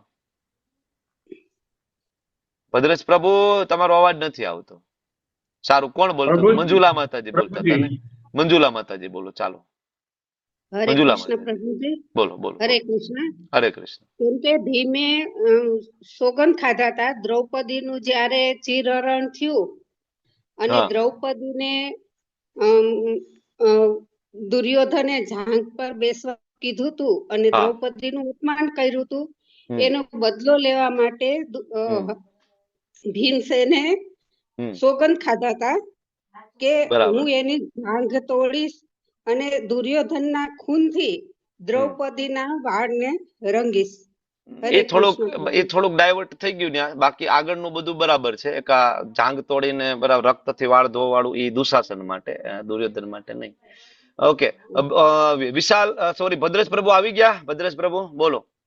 પ્રભુજી એને બધા કૌરવોને મારવાની પ્રતિજ્ઞા લીધી હતી, હા. એટલે હા, એટલે એને ટાર્ગેટ કરવા માંગતો હતો. બરાબર છે. એકચ્યુઅલી ભીમ દ્વારા 3 પ્રતિજ્ઞા લેવાની હતી. એ 3 પ્રતિજ્ઞા કઈ કોણ કહેશે? વિશાલ પટેલ પ્રભુ, તમને ખબર છે 3 પ્રતિજ્ઞા? બોલો, ખબર હોય તો ચાલો. ના પ્રભુજી, મને નહીં ખબર. નથી ખબર? ઓકે ભાઈ, ચાલો. સરસ, સ્ટ્રેટ ફોરવર્ડ ભાઈ. નથી આવડતું તો નથી આવડતું, એમ બરાબર. એ સ્પિરિટ હોવું જોઈએ ને આપણને. કોઈ કહેશે? સોનમ માતાજી, તમને ખ્યાલ છે? બોલો, કઈ 3 પ્રતિજ્ઞા હતી ભીમની? હરે કૃષ્ણ પ્રભુજી. એક તો બધા કૌરવોનો નાશ કરવાની, હા, પછી પેલું. બીજું દુશાસનને મારી અને એના લોહીથી દ્રૌપદીજીના કેશ ધોવાની, અને ત્રીજું દુર્યોધનને જંગાને તોડીને એને મારવાની. પરફેક્ટ. એકચ્યુઅલી ભીમે જ પ્રતિજ્ઞા લીધી હતી કે બધા કૌરવો 100 એ 100 પુત્રોનો વધ હું કરીશ.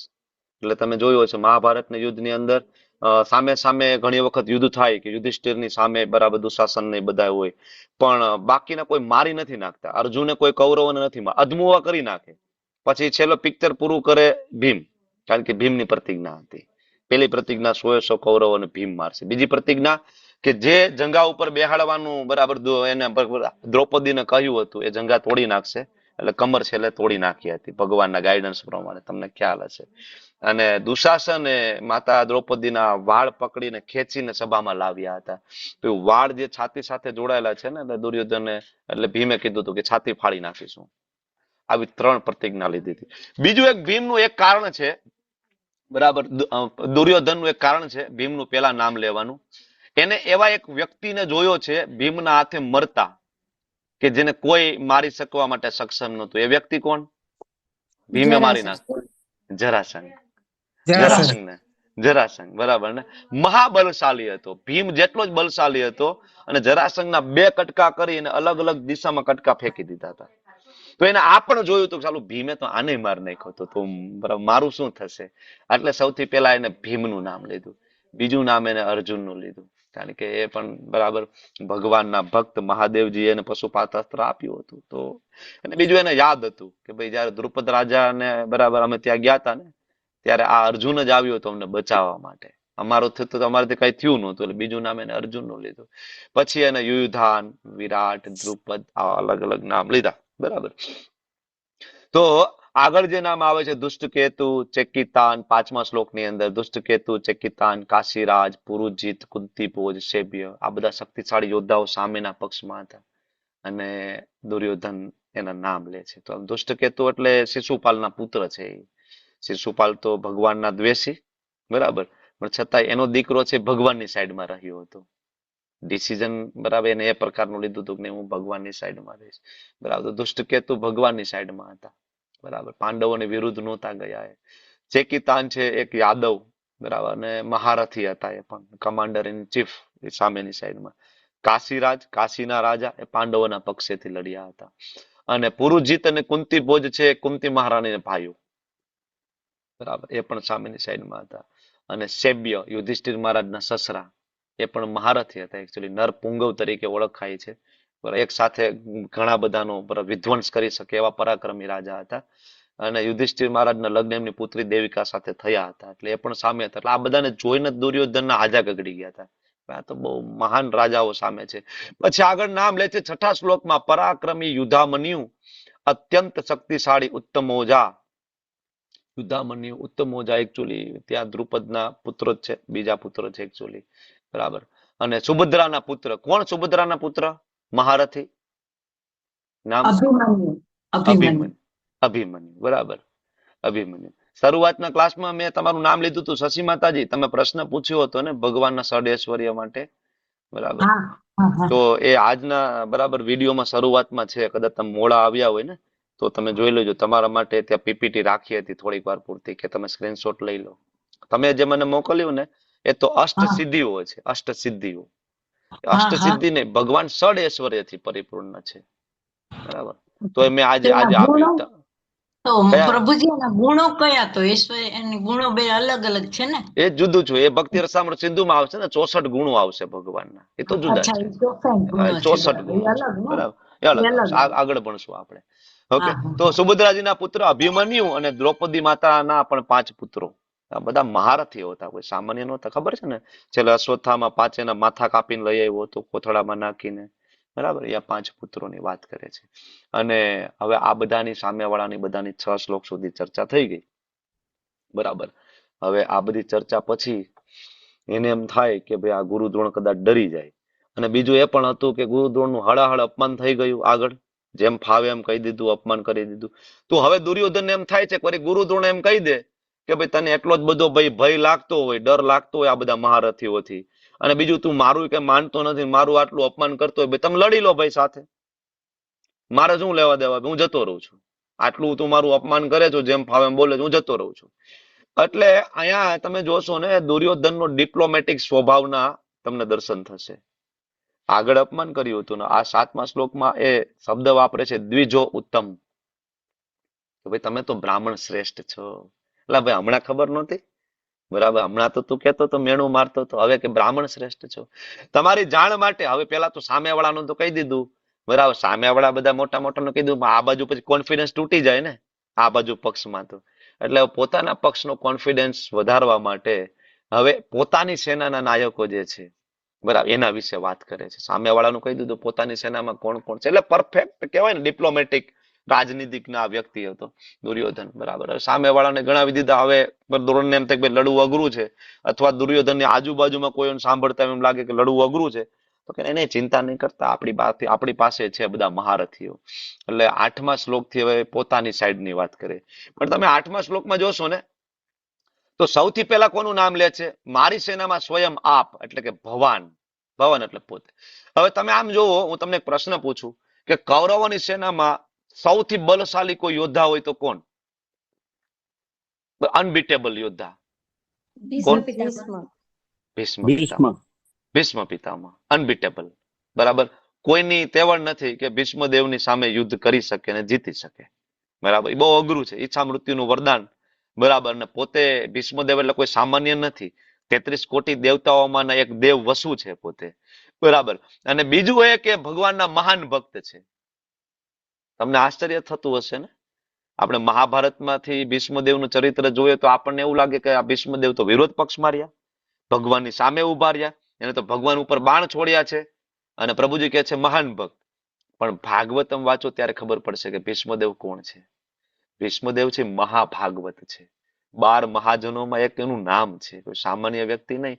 ભીષ્મદેવ માત્ર ભગવાનને પ્રસન્ન કરવા માટે સામેની સાઈડમાં ઉભા હતા, ભગવાનની એક યોજનાનો ભાગ બનીને. બાકી તમને શું લાગે કે ભીષ્મદેવ સામે પક્ષેથી ખસી જાય તો કોણ ઉભા રહી શકે અર્જુનની સામે? કોઈ નહીં. એટલે ભીષ્મદેવ એટલા માટે સામે હતા કે આ બધાને કોન્ફિડન્સમાં લઈ, સાથે રહી. એવું લાગે કે ભીષ્મદેવ કૌરવોના પક્ષમાં છે, ખરેખર કૌરવોના પક્ષમાં નહોતા. એ આમને બધાને ખબર હતી. કોને? કૌરવોને. કે આ દાદા ખાલી આપણી બાજુ છે, પણ દાદા કોઈને મારતા નથી. દાદા ધારે તો પેલા દિવસે 5 પાંડવોને મારી નાખે, પણ દાદા 5 એમાંથી એક પાંડવોની બાજુ તીરે છોડતા નહોતા. લાખોની સંખ્યામાં રોજ વધ થતો હતો, પણ 5 પાંડવોને તીર અડતું નહોતું.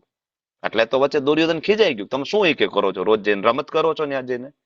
મને ખબર છે તમે એક દિવસમાં 5 મારી શકો એમ, તમે શું રમત કરો છો? વચન આપો મને, તમે કાલ મારી નાખશો બધાને. એટલે 5 તીર માગે છે, વચન તમને બધાને ખ્યાલ હશે, મહાભારત જોઈ લેજો. તો ભીષ્મદેવથી મોટા કોઈ યોદ્ધા નહોતા, પણ છતાંય નામ કોનું લેવામાં આવ્યું? પેલું સ્વયં આપ.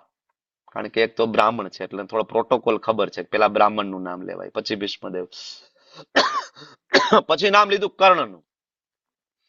ભીષ્મદેવ કેટલા પાવરફુલ યોદ્ધા હતા, બરાબર. ભીષ્મદેવને તિમિંગલ તરીકે પણ ઓળખવામાં આવે છે. તિમિંગલા નામની એક ફિશ સમુદ્રની અંદર થાય, મહાકાય વિરાટ ફિશ હોય, અને ભીષ્મદેવ પોતાના એકલા હાથે ફિશને કંટ્રોલ કરીને ગળામાં લટકાવી શકે, આ રીતના, બરાબર. એટલા બલશાલી હતા ભીષ્મદેવ.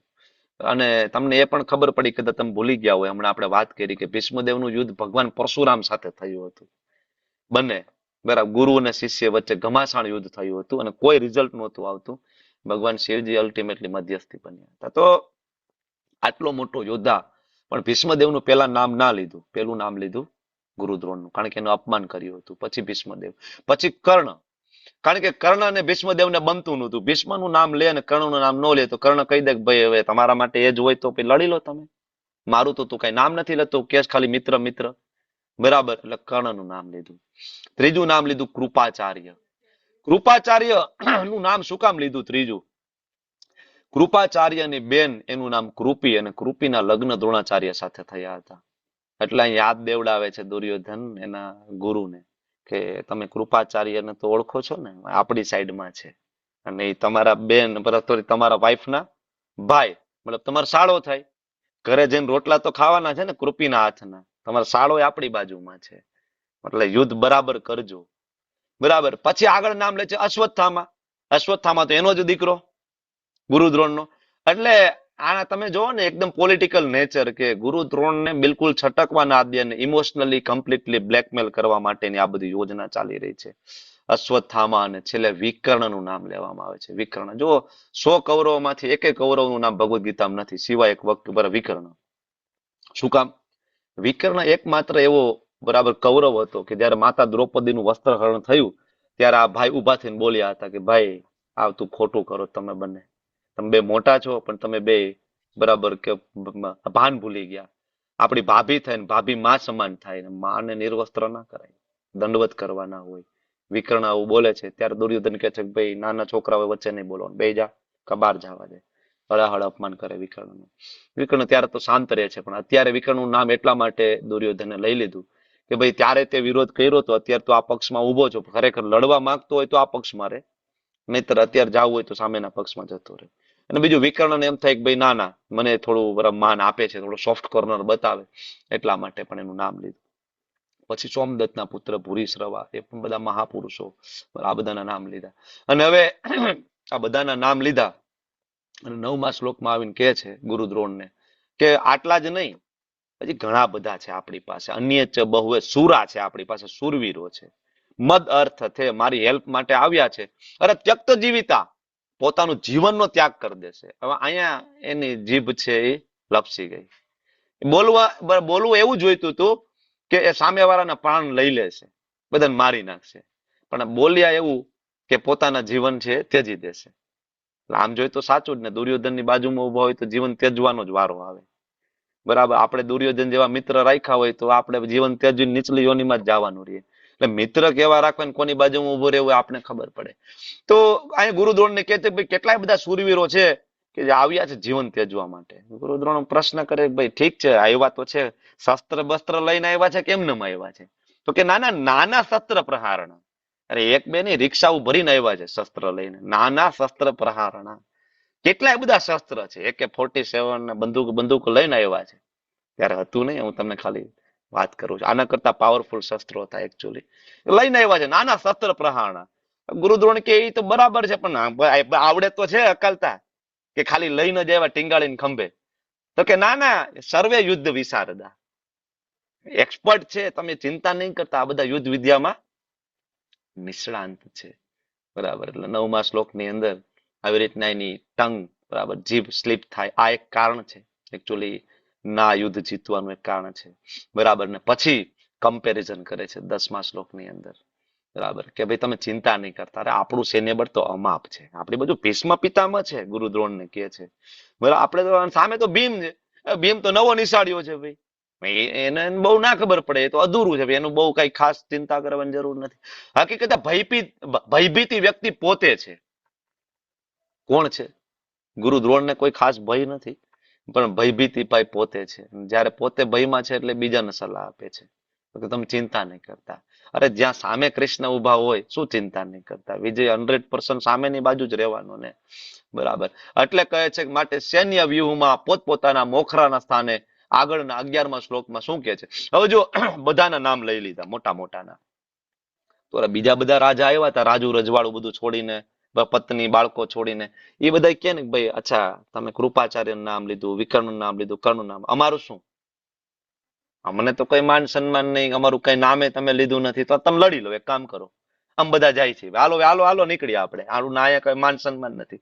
એટલે છેલ્લે 11મા શ્લોકમાં એમ કે છે કે ભાઈ તમે બધા મોખરાના સ્થાનોમાં રહ્યો, બાકીના જે વૈધા. અને કામ શું સોંપ્યું? તો કે તમે ભીષ્મદેવની સહાયતા કરજો.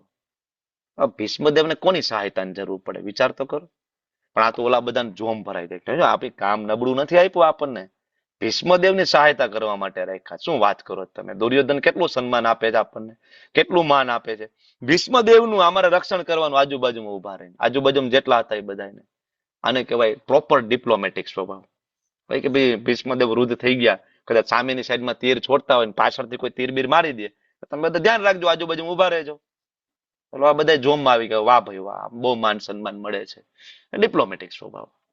બરાબર, અને આના કારણે ભીષ્મદેવનું તો અપમાન થયું કહેવાય ને, આ શ્લોક મુજબ તમે જોવો તો.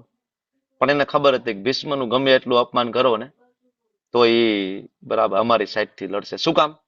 પ્રશ્ન પૂછું તમને, શું કામ ભીષ્મદેવનું ગમે? હા, પ્રતિજ્ઞા લીધી હતી ને. બરાબર, કે લાઈફ ટાઈમ જીવીશ ત્યાં સુધી હું હસ્તિનાપુરનો સેવક બનીને રહીશ. એટલે ચિંતા નહોતી કે ભીષ્મદેવ તો આપણી પાસે રહેશે. અને જ્યારે આ બધી ચર્ચાઓ હાલતી હતી ગુરુ દ્રોણ અને કોની વચ્ચે? દુર્યોધન વચ્ચે. અને દુર્યોધન વચ્ચે આજ માથાકૂટ કરતો હતો અને મેણા મારતો હતો, ન બોલવાના વેણ બોલતો હતો. અને પછી ત્યાં બધી માથાકૂટ પૈતી, પછી જોયું કે દાદા બાજુમાં છે ભીષ્મદેવ, તો કે હવે દાદા પાસે જઈએ. હવે જેવો એ દાદા પાસે ભીષ્મદેવ પાસે જતો તો ભીષ્મદેવે જોયું કે આ તો આપણી બાજુ આવે છે. ક્યારનો ત્યાં માથાકૂટ કરતો તો, મગજમારી કરતો તો, આપણી પાસે આવશે ને આપણી હારે મગજમારી કરશે. બરાબર. કાં તો એમ કે છે કે દાદા આશીર્વાદ આપો, તો મારે કહેવાનું ભાઈ વિજય ભવ. હવે તો ભીષ્મદેવને કેવું નતું વિજય ભવ. ભીષ્મદેવે શું કર્યું? ભાઈ શંખ ક્યાં ગયો? શંખ ક્યાં ગયો? લાવો શંખ લાવો. શંખ ફૂંકી દીધો તરત જ. દુર્યોધન તો હજી રસ્તામાં જ હતો કે દાદા પાસે જાતો આવું, તો શંખ ફૂંકી દીધો. શંખ ફૂંક્યો તો દુર્યોધન એમ તો દાદા આપણી બાજુમાં છે, જોયું કે મને જોઈએ બીજું, શંખ ફૂંકી દીધો. દાદા તો રેડી છે યુદ્ધ કરવા માટે. વાહ દાદા વાહ. પણ દાદા કેવા એ માગતા હતા, દીકરા શંખ છે ને એ ભગવાન વિષ્ણુનું વાદ્ય છે. શંખ કોનું છે? ભગવાન વિષ્ણુનું વાદ્ય છે. અને આજ શંખ અડાડ્યો તો ભગવાને બરાબર કપાળ ઉપર. કોના કપાળ ઉપર? ધ્રુવ મહારાજના. ધ્રુવ મહારાજના કપાળે શંખ અડાડીને ભગવાન એને જ્ઞાન આપ્યું હતું સ્તુતિ કરવા માટેનું. તો ભીષ્મદેવ કહે છે કે ભાઈ હું શંખ એટલે વગાડું છું, કદાચ તારી બુદ્ધિ ખુલે કે સામે ઠાકોરજી છે, એની સામે યુદ્ધ ના કરવાનું, એના શરણે જવાનું હોય. જો તારી બુદ્ધિ ખુલતી હોય તો તું સમજ. પણ કઈ સમજી ના શક્યા. એટલે ભીષ્મદેવ કે આપણે આની કઈ માથાકૂટ કરવી નથી, આવા લોકો સાથે બોલીને કઈ મતલબ નથી, આપણે શંખ ફૂંકી દો એટલે આ બધું રેડી થવા માંડે. એટલે ભીષ્મદેવે શંખ ફૂંકી દીધો.